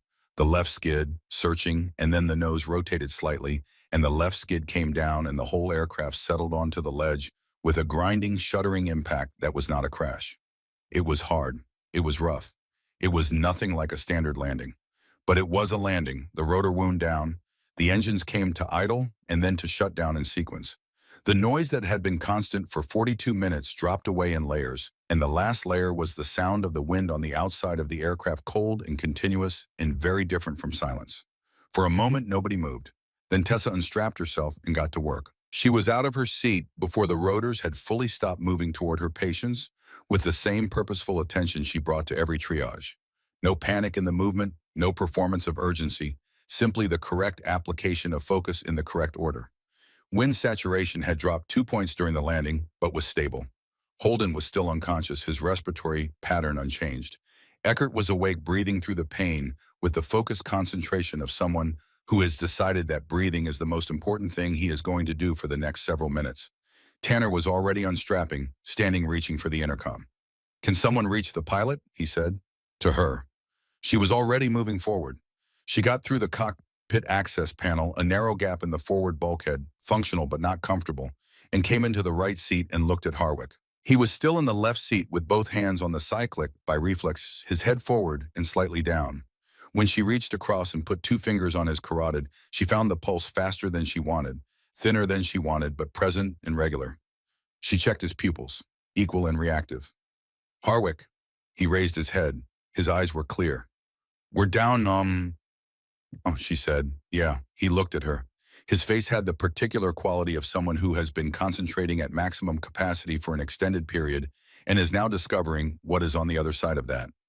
"Everyone in the back, okay, ma'am, functioning," she said. She was already examining his shoulder. The wound was a through and through, as he had said, entry and exit on the posterior aspect of the left shoulder, no major vessel involvement, but significant muscle damage and blood loss that made his arm unreliable for the foreseeable future. She applied the pressure bandage properly, which was different from the one-handed job he had done on himself, and she gave him a direct look when she was done. "You flew that aircraft for 24 minutes after taking that wound," she said. "Grouse was down," he said. "What else was I going to do?" It was not a question. She understood that. It was the only response that made sense to a man who had decided a long time ago that he was going to be the kind of person who did what needed doing. She did not pursue it. She secured the bandage, and she went back into the cabin. The situation on the ledge was this: one unconscious pilot, one concussed co-pilot, one crew chief with a non-functional arm, one intruder secured to the floor, 4 patients and herself. The aircraft was down on a narrow rock shelf approximately 4 clicks from F.O. Bright on a hillside above the Peach River Valley. She had already transmitted their position on the UHF guard frequency before the landing, quickly and calmly during the approach, because she had thought through the contingency before the contingency arrived. She had not transmitted on the primary frequency. She had reasons for that, and they were good reasons, and they had to do with the name Wynne had given her and the clear connection between that name and what had been done to this mission. She went to the open door and looked out at the ledge. The mountain was immense and close and completely indifferent. The valley was far below the river, a dull silver thread in the late morning light. The air was cold enough to sting the inside of her nose, and the sky above was a deep, specific blue that she knew she would remember for the rest of her life. 9 minutes. She needed to hold this position for 9 minutes. She knew this because the Apache's loiter time was calculable, and the distance from FOB right was known, and the dispatch time for a medevac from right was a variable she could estimate within a reasonable range. 9 minutes was the lower bound. She was good at lower bounds. She went back inside and she went to work. The next 9 minutes were not dramatic. They were the persistent application of correct action in conditions that did not reward correctness with any immediate comfort. She monitored wind saturation and adjusted his oxygen. She managed Eckert's pain at the level that allowed him to breathe adequately without the analgesia compromising his respiratory drive. She kept Harwick talking brief exchanges enough to track his mental status enough to make sure the blood pressure drop was not accelerating. She watched the intruder on the floor, who sat with his cuffed hands and his bleeding leg, and said nothing. Tanner sat against the aft bulkhead with the TAC-SAT phone secured in his jacket pocket and his wrapped hand against his chest, and he watched all of it. He watched the way she moved between patients. He watched the way her hands were always doing something purposeful, the way her face remained level through all of it, not cold, not distant, but held together around something he could not identify but understood in the way that young soldiers sometimes understand things before they have words for them, was the essential thing. The thing that made the difference. At 7 minutes and 50 seconds after landing, she heard it. Rotors, external multiple, getting louder. She went to the door and looked up. Two Blackhawks approaching from the southwest. Red crosses visible against the gray fuselage even at distance. Dust-off aircraft from FO Bright, not from Blessing from Right, which was the correct origin point and the correct response to the frequency she had used. Behind them, slightly higher and to the right, the Apache from Hawk 2-1, the same aircraft that had been covering their approach into the LZ 42 minutes in a different world ago. Still on station, still watching. She stood in the door of the damaged aircraft on the narrow rock shelf, and she watched them come in, and she felt something that was not quite relief and not quite anything else, but the release of a calculation that had been running continuously for the past 42 minutes and had now arrived at its conclusion. She had kept them alive. All of them. Wynne and Harwick and Grouse and Eckert and Holden and Tanner. She had kept them alive through the extraction and the ambush in the air and the intruder in the cabin and the emergency landing on a rock shelf 4 clicks from anything, and they were alive, and the aircraft was down intact, and the USB drive in Wynne's pocket was still in Wynne's pocket. She had 11 rounds left between 2 magazines. She noted this, filed it. Information. The first of the FOB Wright medevacs began its approach to the ledge. The pilot was good, taking his time reading the geometry of the shelf, coming in with the particular care of someone who understood that this was not a standard approach, and that the margin for error was genuinely small. She moved to the side of the ledge and used her arms to signal the approach, the standard ground guide procedure, both arms extended and then drawing together to indicate position and clearance. He set it down cleanly. The medics came out fast, and she met them at the aircraft door and gave them the full brief in under 90 seconds. Wind status, the chest seal, the IV lines, the saturation, the specific concern about adequate re-expansion of the left lung, the morphine dosage on Holden, the airway adjunct on Eckert, the position in which Eckert needed to be moved to protect his burn injuries from secondary trauma during transfer. She gave them all of it clearly and quickly and without hesitation. The lead medic from FOB Wright was a staff sergeant in his mid-30s, Pemberton. His name tape read it with the competent, slightly weathered look of someone who had been doing this job for a long time. He listened to her brief with the attention of a professional who recognized professional language being spoken to him. When she finished, he looked at her for a moment. "You've been managing all of this since you left the LZ," he said. "Since before that," she said. "Grouse and Harwick are priority 2 and 3. Harwick first, he flew with that wound for 24 minutes, and he's been losing blood. Grouse has a concussive injury, possible intracranial involvement. Neither should be moved without imaging clarity on Grouse." "Understood?" Pemberton said.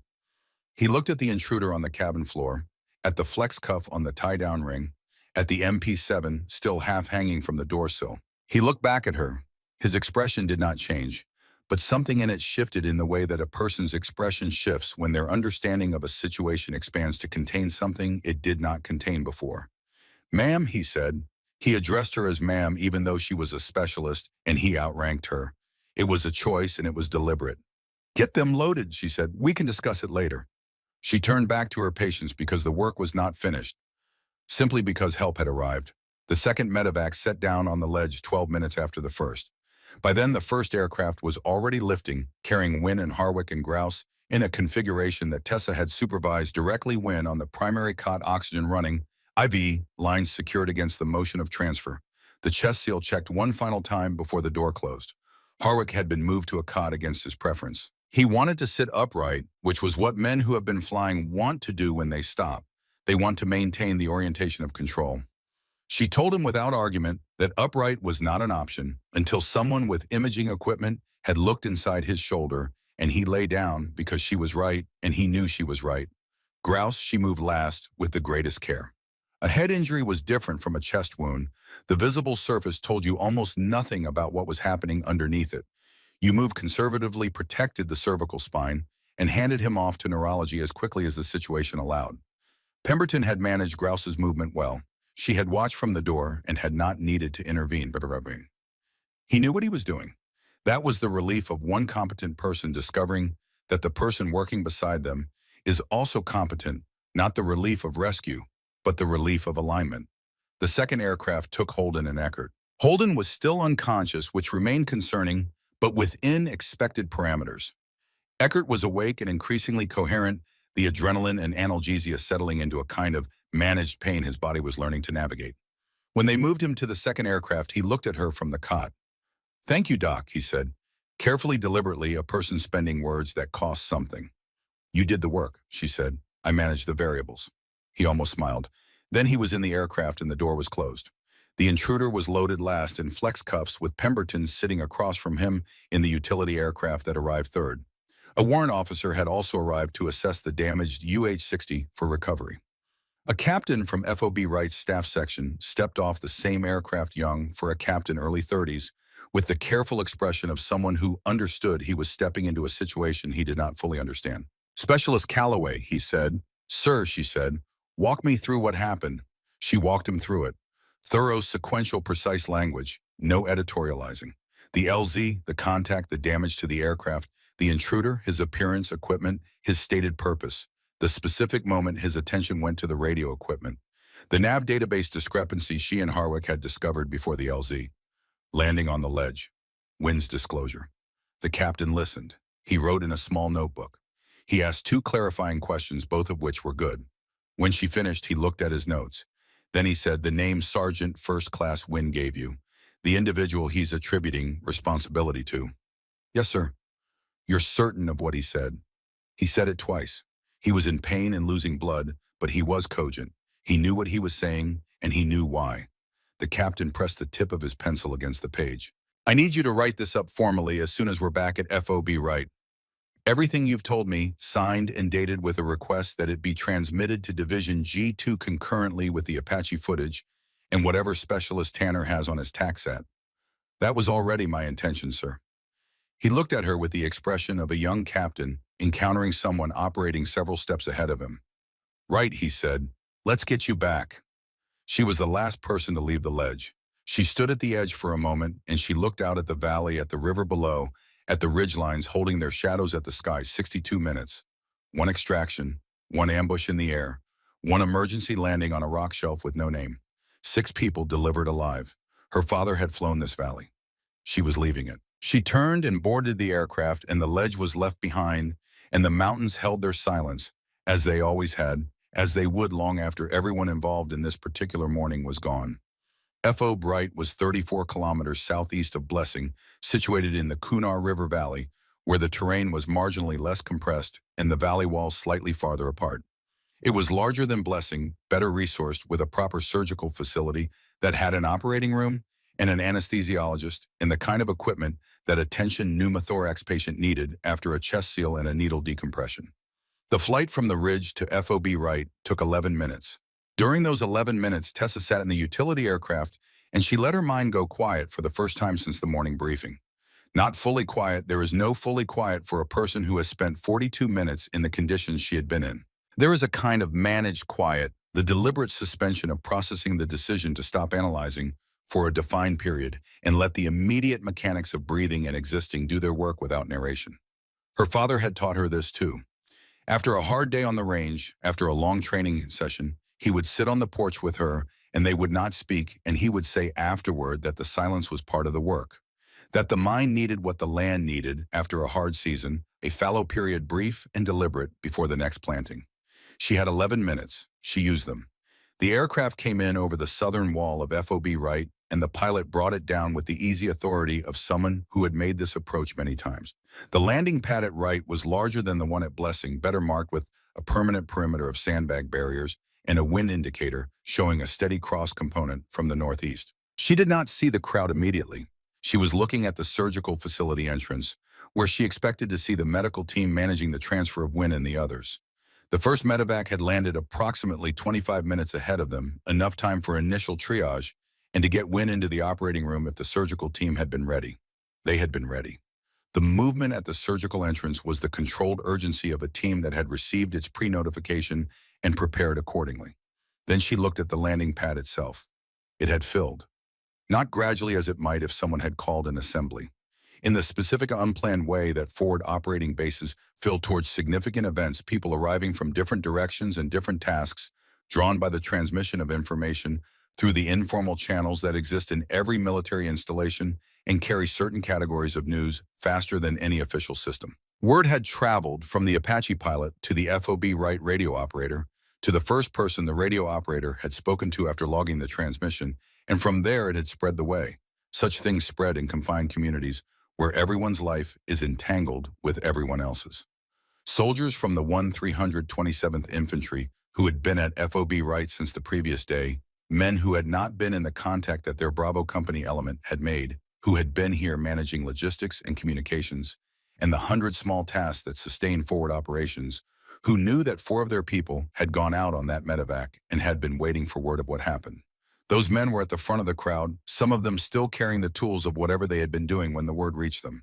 Pilots from the aviation unit stood slightly apart from the infantry, not because of distance between communities, but because they had gathered from the same direction and stood in the natural cluster of people who had come from the same place.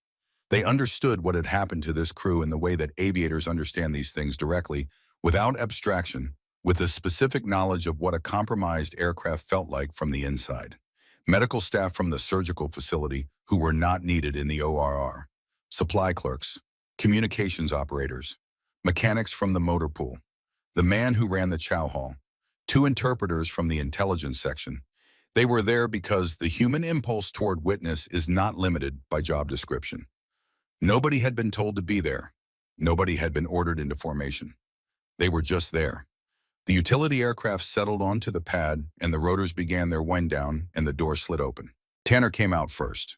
He stepped down from the aircraft with his wrapped hand held against his chest, and he looked out at the crowd, and his face did something that was visible from 50 feet away, a loosening, a release, the carefully maintained structure of a 20-year-old soldier who has been holding himself together through more than he has had to hold himself together through before finally arriving at a moment where holding together is no longer the only available option. His eyes filled. He did not cover his face. He stood at the door of the aircraft and he looked at the men looking at him, and he let what was in him be visible because he was too tired and too wrung out and too young to do anything else, and because what was in him was not weakness, but something that did not have a better word than relief. The first soldier from the 327th who recognized him, a corporal from the same platoon, a man who had been at FOB Wright when the contact happened and had spent the last 8 hours managing the particular anguish of being safe while others were not crossed the perimeter at a run, and caught Tanner by the shoulder. Tanner said something. 4 sentences by the count of the people standing close enough to hear. Nobody who was asked later could reconstruct them exactly, but the substance was clear enough, and it spread outward from the corporal to the men around him, to the men behind them, moving in ripples across the crowd, the way a stone moves water, and as it moved, things changed in the faces of the men it reached. Pemberton from the FOB Wright medevac unit came out next. He paused at the door of the aircraft because even a professional arriving after the fact could feel the quality of the attention on this landing pad, the way you feel certain kinds of weather before you see them. He stepped down and moved aside. And then Tessa came out. She stepped down from the aircraft the way she stepped down from every aircraft, one hand on the frame, one foot finding the ground, the other foot following the transition made without ceremony, because she did not make ceremonies of things that did not require them. Her boots hit the pad, and she straightened, and she looked out. The first thing she felt was the wind. It was coming from the northeast at approximately 12 knots, and it hit her face directly, and it was cold, and it smelled of rock and altitude and the particular dryness of October in Kunar province. She had not been outside without something to do for the past 62 minutes, and the wind on her face had the quality of something arriving rather than something passing. The second thing she felt was the attention. She had been the focus of attention before on ranges in trainings, scenarios, and evaluations where she was the subject being assessed. She understood what it felt like to have people watching her. This was not that. This was something with a different quality, a different texture. It was not the attention of assessment. It was the attention of recognition. The difference between being seen as a subject and being seen as a person and everything that distinction contained. She stood at the edge of the aircraft and she looked at the crowd and the crowd looked at her. The first man to cry was a sergeant from the infantry. He was large, broad across the chest, the kind of build that comes from genuine physical labor, sustained over years, and he had the face of someone who had been in difficult places long enough to have decided that his face was not a place where private things happened. He had that discipline. It was visible, and it gave way, not loudly, not dramatically.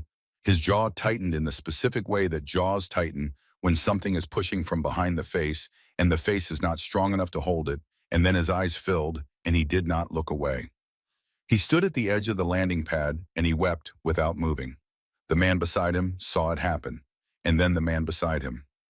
It moved through the crowd the way it had moved before, not as a synchronized response, but as a series of individual surrenders, each one independent, each one private, each one witnessed by the person next to them. Men who had held themselves intact through things that would have undone most people stood on a landing pad in Kunar province on a cold October morning and cried, and they did not look away from what they were crying at. They were not crying because she was a woman. They were not crying because she was young or small or because any of the visible things about her were remarkable. They were crying because Tanner had told the corporal what had happened in that aircraft, and those 4 sentences had moved through the crowd and reached every man standing there. And those men had understood, in the direct physical way, that soldiers understand things that matter exactly what it meant. One person. Against harm. For people who could not protect themselves. In a broken aircraft above a hostile valley with no help available and no guarantee of outcome. And she had won. Not because she had superior training or superior equipment or superior numbers. She had won because she had been prepared and because she had not stopped and because the preparation and the refusal to stop are the same thing expressed at different stages of the same continuous act. Men who had spent years learning to do that same thing stood on that pad and recognized it, and the recognition was the kind that does not stay behind the face. Tessa stood at the edge of the aircraft and let them look. She did not walk toward them. She did not make a gesture. She did not perform anything for the moment because the moment did not require performance. It required presence, and she was present. Then she walked toward the surgical facility entrance. She walked the way she walked onto every landing zone purposefully with the tasks she needed to complete organized in their correct sequence. She needed to check on Wynne. She needed to verify Harrick's status. She needed to write her formal report and get it into the right channels. She needed to ensure that the TACSAT footage and the Apache recordings were transmitted to Division G2 without routing through FO Blessing. These were the things that needed to happen next. The men at the edge of the perimeter stepped back to let her pass, and as she moved through them, she was aware of the specific quality of the space they made, not the space people make for a person they want to avoid, but the space people make for a person they are not certain how to be close to in a moment this large. She moved through it without ceremony and without haste. She went inside. The surgical facility at FOB Wright was a building constructed to function rather than impress. The walls were plywood, the lighting fluorescent, the equipment reliable under conditions that consumer-grade equipment would not survive. The OR was in the back, and the pre-op and post-op areas were separated from it by a curtained corridor. Wynne was in the OR. The duty nurse who met Tess at the entrance told her the team had been working on him for 25 minutes, and that surgical access to the chest cavity had revealed the damage she had expected, and that the team was managing it with the resources they had, and that his blood pressure had stabilized since they had established proper fluid resuscitation. He was going to make it. The certainty of that settled in her without drama. She noted it, she allowed it to be real, and she moved on. Harwick was in the post-op area on a cot, his shoulder dressed properly, his blood pressure being monitored. He was awake. His color was better than it had been on the ridge. She sat on the edge of the cot beside him. He looked at her with the expression of someone who has been concentrating at maximum capacity and is now in the aftermath of that, the slightly unmoored quality of a person whose emergency is over and who is discovering what that means. Grouse, he asked. Imaging shows no intracranial bleed, she said. Concussion. He'll be down a few weeks, but he's okay. Harwick nodded. He looked at the ceiling. She said, you flew that aircraft for 24 minutes with a gunshot wound and one functional arm. Grouse was down, he said. There was nobody else. She waited. He said quietly, I kept thinking about Jake and Danny, that they needed me to get that aircraft down. They do, she said, and you did. He looked at her. His eyes had the particular focus that pain and blood loss produce in people who will not let themselves be less than fully present. What happened in the back, he said. All of it. She told him. She kept it brief and complete in equal measure. When she finished, he was quiet for a long time. The nurse checked his blood pressure and noted it and moved away. He said, your father. Yes. What are you going to do with that? The next thing first, she said. Report. Footage transmitted through the right channels. Make sure Wynn is positioned to give his testimony when he's recovered. Make sure the documentation reaches people who cannot be reached by whoever sent the man through that door. And then, she looked at him. I'll figure out then when then arrives. He almost smiled. Close enough. Callaway, he said, I've flown with a lot of medics. She waited. You held that aircraft together, he said. Not just the patients. The whole thing. I could feel it from the cockpit. He looked at her. I don't know how to say that better than that. You don't need to say it better, she said. Rest. Your boys need you functional. She left him to the recovery his body was insisting on. She found the captain from the ledge in the small administrative space adjacent to the communications room. She sat at the desk and she wrote her formal report. She wrote it the way she did everything completely in the correct sequence, with precise language and no editorializing. She described every action she had taken from the moment of the briefing to the moment the last aircraft left the ridge shelf. She included the nav database discrepancy she and Harwick had discovered mid-flight. She included the intruder's equipment profile and his stated purpose and the specific moment that had indicated external communication. She included Wynn's disclosure. She included the name. She wrote it clearly and completely, not as an accusation framed in institutional language, as a factual account with specific attributions dated and signed. When she finished, she gave it to the captain. He read it carefully, and when he finished reading, he looked at the last paragraph for a long moment, and then he looked at her. This is going to move quickly once it leaves this building, he said. Yes, sir. Are you prepared for that? She considered the question honestly. I've been prepared for it for 5 years, she said. I just didn't have the evidence until today. He reached for his radio. The Apache footage was transmitted to Division G2 at Bagram at 14:22 hours via the aviation unit's secure channel, with a notation in the header that it was not to be routed through FOB Blessing Command. The notation was unusual. The Apache pilot who transmitted it was prepared for questions about it and answered them with the directness of someone who had looked at his own footage and understood exactly what it contained. Tanner's TACSAT recording was transmitted 15 minutes later through the same channel. Tessa's formal report arrived at Division G2 at 14:58, transmitted by the captain through the Division JAG's office in parallel with the G2, also unusual, and a decision the captain had made after reading the name in the report and thinking carefully about what that meant. The USB drive was with Wynn in the surgical facility, logged as personal effects belonging to an INSCOM asset requiring specific clearance for access. Tessa had specified this arrangement when she transferred the drive to the Provost Marshal's custody before she wrote her report because sequencing mattered.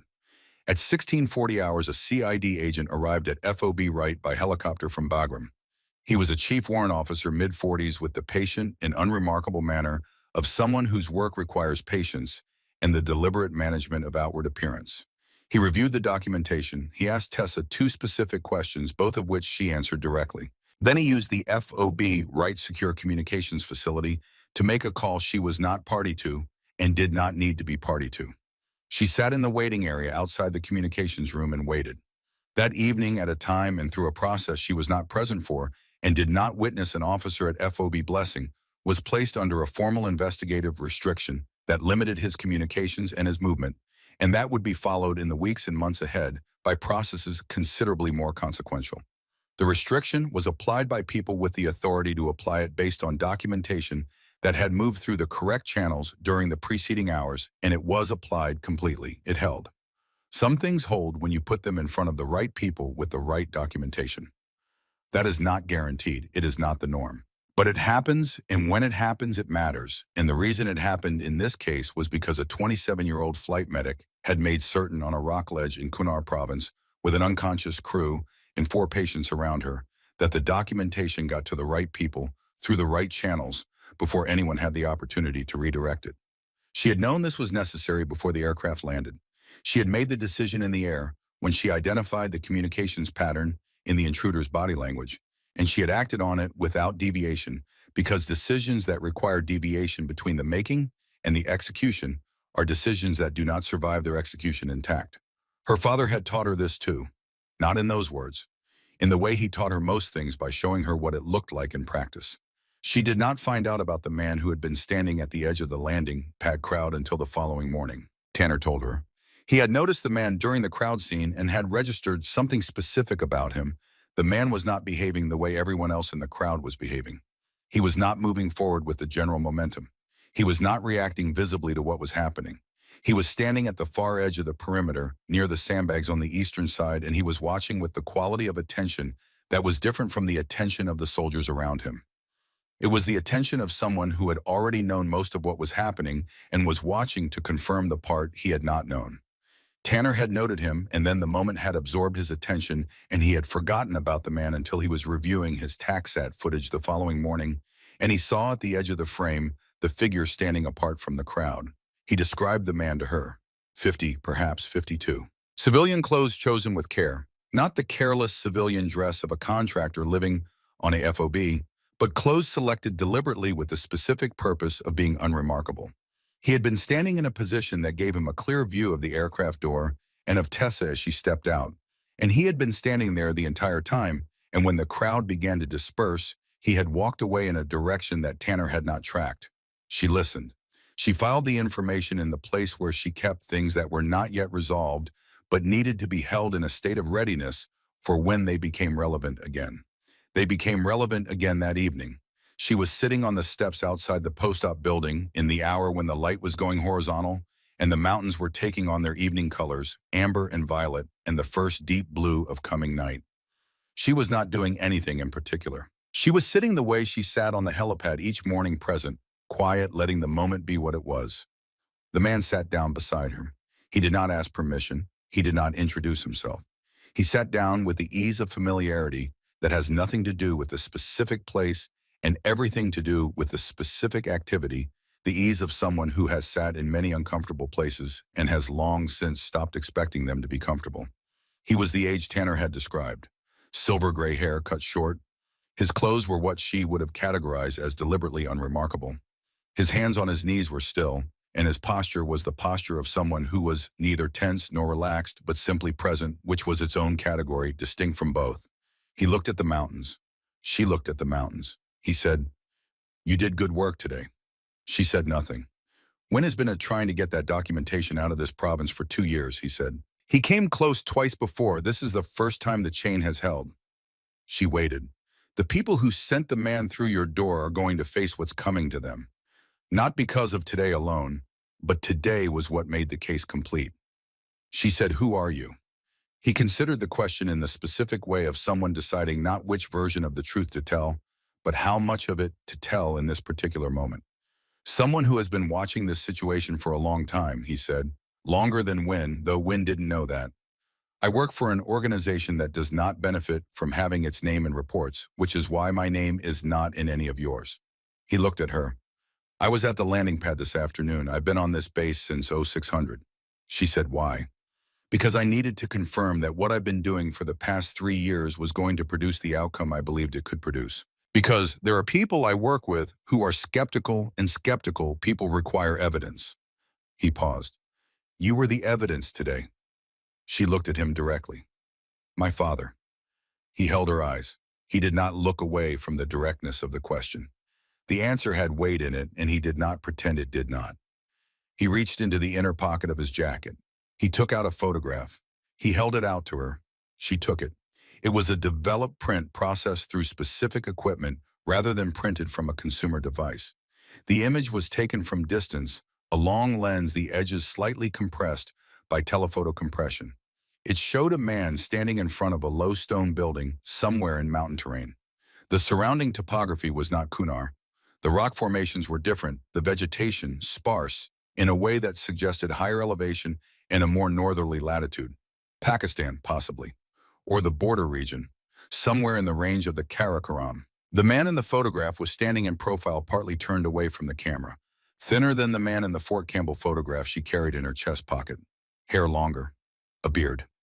But the set of his shoulders and the way he stood, the specific quality of stillness in his posture, the weight distributed forward, imbalanced, ready without being tense, was unmistakable. She had known that posture since she was 5 years old. In the lower right corner of the photograph, stamped by the camera's internal clock, were a date and a time. September 14th, 2009. She looked at the photograph for a long time. The light changed around her, the mountains going from amber to violet to the first deep blue of coming night. She held the photograph in both hands, and she looked at it, and she did not speak. "We located him through signals intelligence in the spring of that year," the man said. "He was not where the official record placed him. He was not in the location associated with the operation reported as the cause of his death. He was being precise rather than careful. There was a difference from he was alive. He was being held by a small group that had been paid to maintain his detention. This was not a Taliban operation. It was a private arrangement funded through channels that the documentation Wynne was carrying will help trace." She said, "Paid by whom?" He held her eyes. The answer was in the look, not evasion, but the acknowledgement that some questions were going to have answers soon enough through the processes that were now in motion and did not need to be answered speculatively now. "What's being done?" she said. "What became possible today," he said, "is that the documentation can now be acted on through proper channels without the people it implicates being in a position to interfere. That changes what's possible in terms of the official process for locating and recovering someone whose detention was enabled by the same individuals the documentation implicates." She parsed this. The thing that had prevented an official recovery operation, the people who had made it in someone's interest to keep her father where he was, were now facing consequences that would remove them from any position from which they could prevent that operation. "How long?" she said. "I don't know. Honestly, there are processes involved that I can predict only so far." He looked at the mountains for a moment. "What I can tell you is that the path was blocked. It is not blocked now. What happens on an open path depends on the people who walk it." She looked at the photograph. Then she reached into her chest pocket and took out the Fort Campbell photograph, her father in April light, squinting, alive and uncomplicated. She placed the two photographs side by side on her knee. Two images. Two moments of the same life. Fort Campbell, 2003. An unnamed mountain location, September 2009. 6 years between them, and a silence she was only now beginning to understand. She looked at both photographs for a long moment. Then she placed them together, the old one and the new one, her father, in the two moments of a life that had not ended the way she had been told it ended, and she folded them together and put them in her chest pocket. Both of them, together, where they would stay. She said, "Is there anything you need from me?" He stood. He adjusted his jacket. He looked at the mountains with the look of a man who has spent a great deal of time in difficult places and carries them with him. "Keep doing what you're doing," he said. "The rest is already in motion." He walked away. She did not watch him go. She listened to his footsteps until they were gone, and then she sat in the silence that remained, holding the two photographs in her chest pocket like two halves of the same proof. She sat for a long time. Then she went inside to prepare for tomorrow. 6 months later, the light was different. Not dramatically. The light changed slowly in Fort Campbell, moving through the seasons without announcement, and by April of 2012, the afternoons had a quality of warmth that the October light in Kunar had not possessed. She had been back in the United States for 2 months. She was sleeping better than she had in a long time.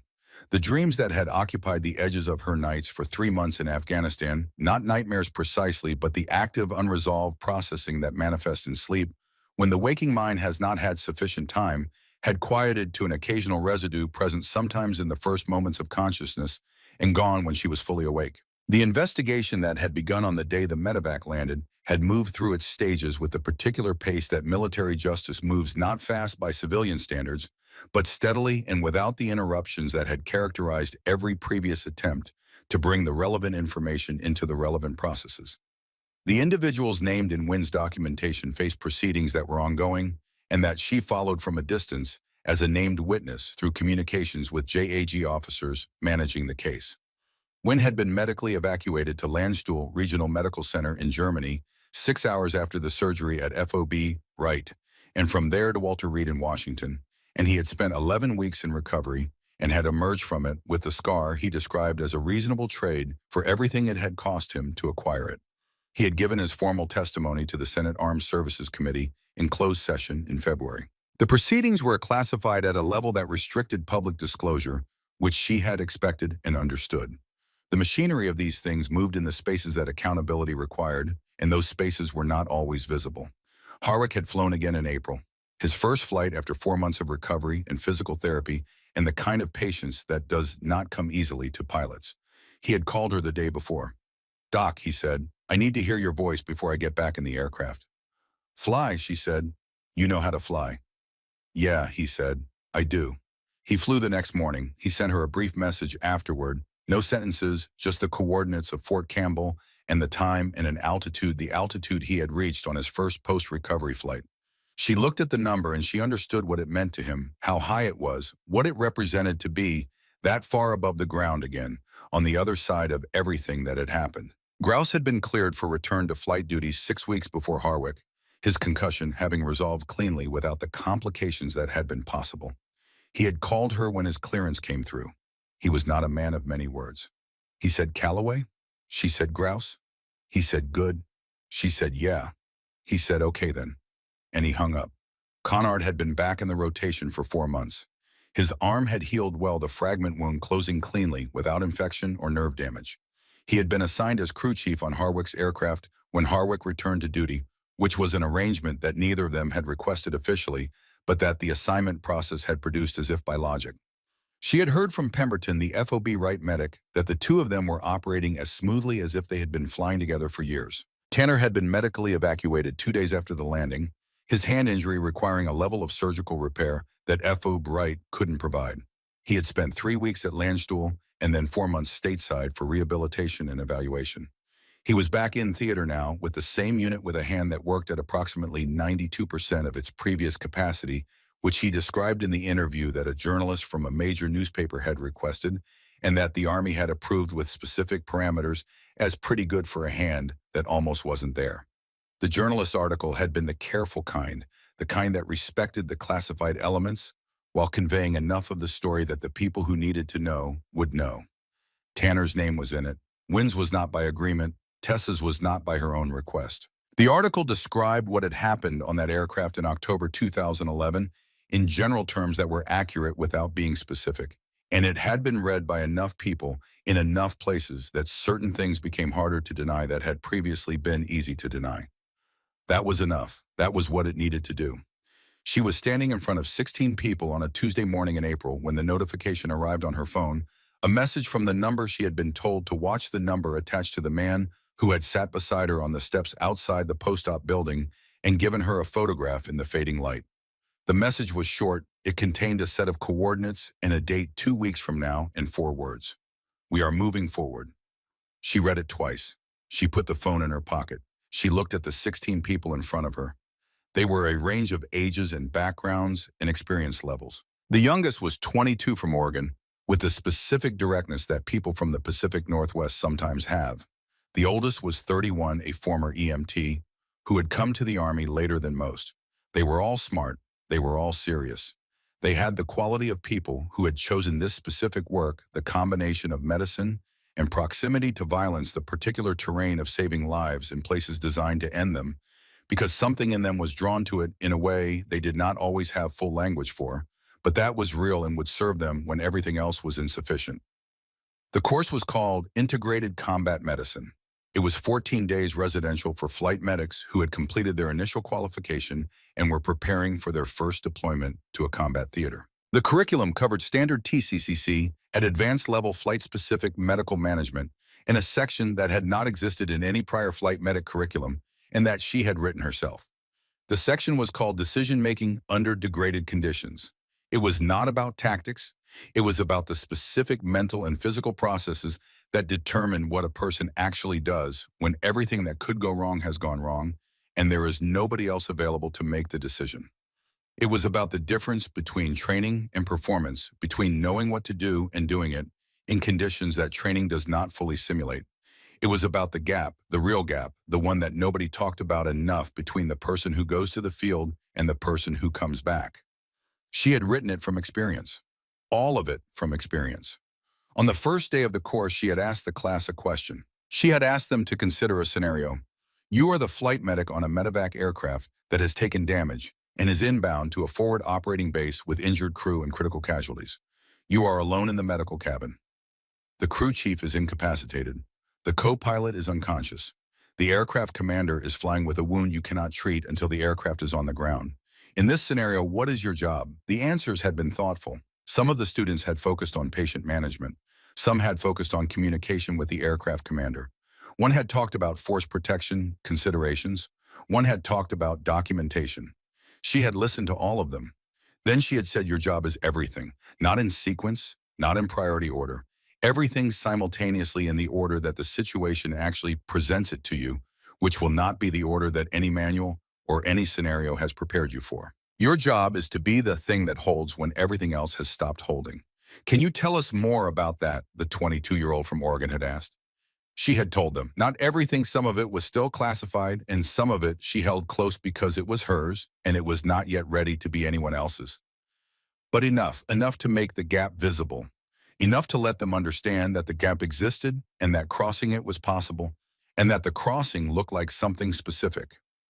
It looked like a woman keeping 6 people alive in a broken aircraft over a mountain valley with no guarantee of outcome, because the people could not keep themselves alive, and she was the one who was there. Today was the 4th day of a new cohort. The Oregon student was 3 months ahead now in a different assignment, and the 16 people in front of her were new to this room and to her and to the specific education she was trying to give them. One of them, a young man from Indiana, 24 years old, with the earnest and slightly formal quality of someone who had been told his whole life to work hard and take things seriously and had done both, asked the question she had been waiting for since the first class began. Specialist Calloway, he said, what do you do when you're the only one left? The room went quiet, the specific quiet of people who understand that the question just asked is the real question, the one underneath all the other questions, the one that every person in the room had been carrying since before they walked through the door. She looked at the young man from Indiana. She thought about the ledge. She thought about the open door and the cold wind and a man twice her size trying to take something that she was not going to let him take. She thought about Harwick's voice through the intercom stripped of everything except its minimum content flying. She thought about Wynn's eyes clear and deliberate even as his body was losing ground, spending the last of his energy on information that needed to reach her, because if it did not reach her, it would be lost. She thought about 2 photographs in her chest pocket, one from 2003 and one from 2009 folded together. She thought about 4 words on a phone screen. We are moving forward. She thought about her father in the woods behind the house in Tennessee, standing behind her, asking her to look at the ridge and tell him where the danger was. She thought about the way he stood, the specific quality of stillness, ready without being tense. She thought about all of it for one moment, and then she set it aside because these people in front of her needed her to be present for them, and being present for them was what she was here to do. You do exactly what you were trained to do, she said, in exactly the order you were trained to do it. You do not skip steps because you are afraid. You do not add steps because you are afraid. You are afraid. That is not a problem to be solved. It is a condition to be managed. You hold the fear the way you hold any variable. You note it, you account for it, and you work. The room was still. The patients you are going to treat, she said, are going to be in the worst moments of their lives. They are going to be afraid and in pain, and most of them are going to have no control over what happens to them. The one thing they will have, the one resource they will have is you, your hands, your training, and the fact that you stayed when staying was the harder option. She paused. That is not a small thing, she said. That is everything. She looked at the 16 people in front of her. Each of them in some months or some years would be in an aircraft over difficult terrain with people who needed them to be exactly what they had trained to be. Each of them would have a moment when the situation was larger than the training, when the gap appeared, when the decision had to be made, without the guarantee of outcome. She could not close that gap for them, and she could give them the best possible preparation for standing in it. That was the work. It had always been the work. She turned to the whiteboard. She picked up the marker. She had written these words at the beginning of every session of every cohort she had taught, and she would write them again, and the students would copy them into their notes and would not fully understand the weight of them until they had been in the field long enough to need them. But they would have the words. And when the moment came, the words would be there. She wrote the first line, heal when you can. She wrote the second line, fight when you must. She set the marker down. She looked at the words for a moment, not reading them. She knew them completely, but doing something else with the looking something that was partly private and partly for the people in front of her, and partly for a man in a photograph standing in front of a stone building in mountain terrain on a September morning 3 years ago. Then she turned back to the class. Let's start, she said. Outside the windows of the building, the Fort Campbell morning was getting on with itself.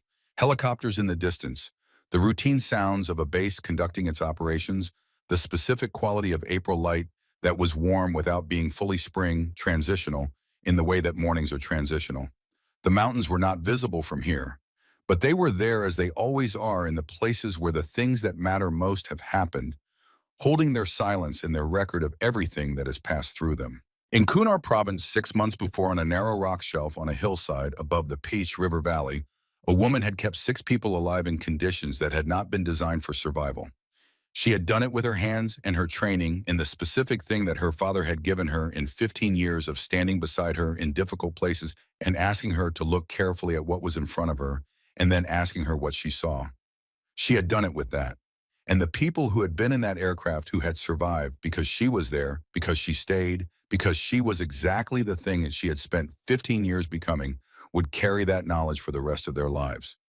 Not as a story about her, as a story about what is possible when a person is prepared and refuses to stop. Caleb Tanner would testify before the Senate Armed Services Committee 8 months later in open session in language that was direct and unadorned, and that the members of the committee received in the specific silence of people understanding something they had not understood before. He would describe what he had seen in that aircraft.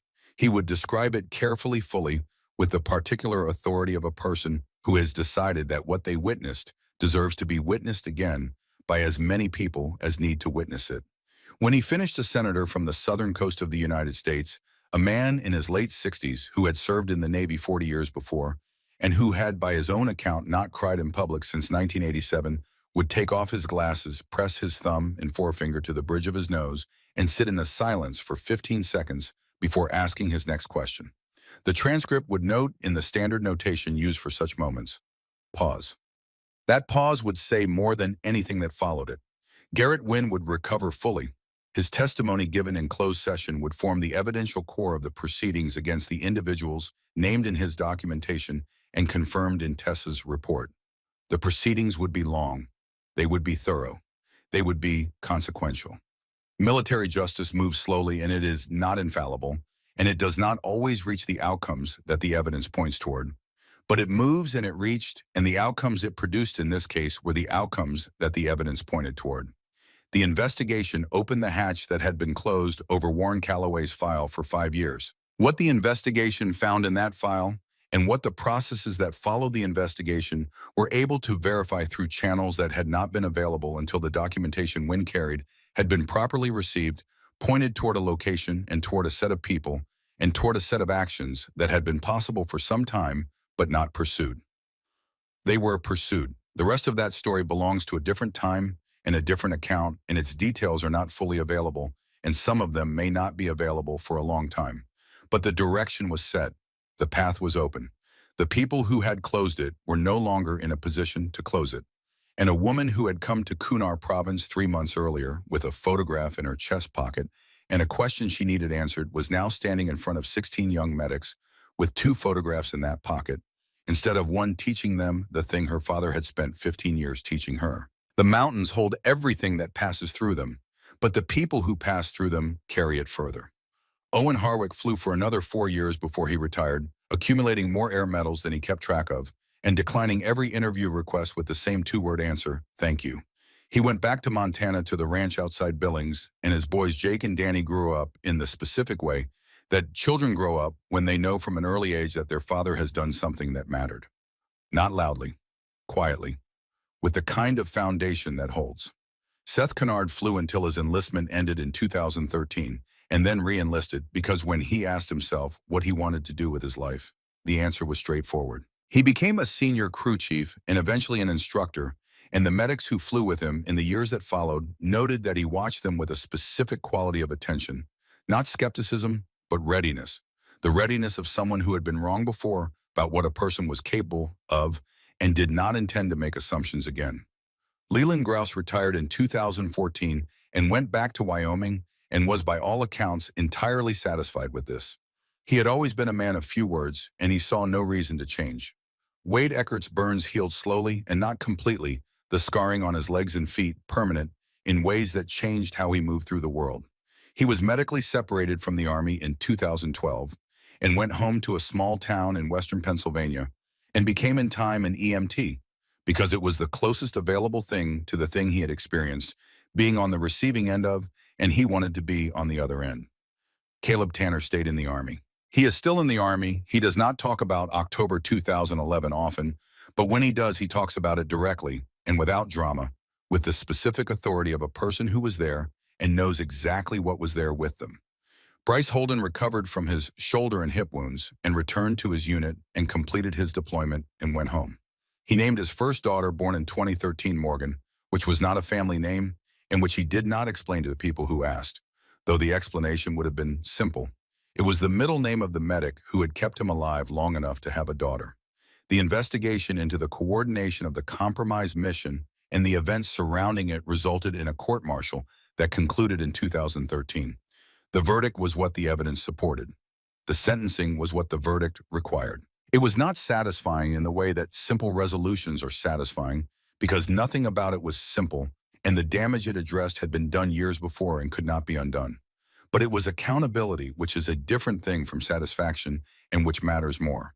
The classified proceeding that resulted from Wynn's testimony and the documentation he carried produced outcomes in 2013 and 2014 that remain substantially classified. What is known is that the outcome included a formal review of the Warren Calloway file and a finding that the original determination of death was based on incomplete and in some respects deliberately falsified information, and that this finding opened a subsequent process. The subsequent process is ongoing. The photographs in Tessa Calloway's chest pocket, now number 3. The third photograph was given to her in November 2013 by the man with silver gray hair in a meeting that took place in a building in Washington, D.C. That does not appear in any public directory. The third photograph shows the same man as the second in a location she cannot identify at a date 2 years more recent than the second photograph. He is thinner. His hair is longer. He looks older in the specific way that people look older when they have spent years in circumstances that do not allow for the ordinary replenishments of ordinary life. But the way he stands is unchanged. The weight forward and balanced ready, without being tense, the stillness that belongs to a man who has learned to exist in difficult places without being consumed by them. She knows that posture. She has been learning from it since she was 12 years old. She keeps the third photograph with the other two folded together in the chest pocket of every uniform she wears. She is still waiting.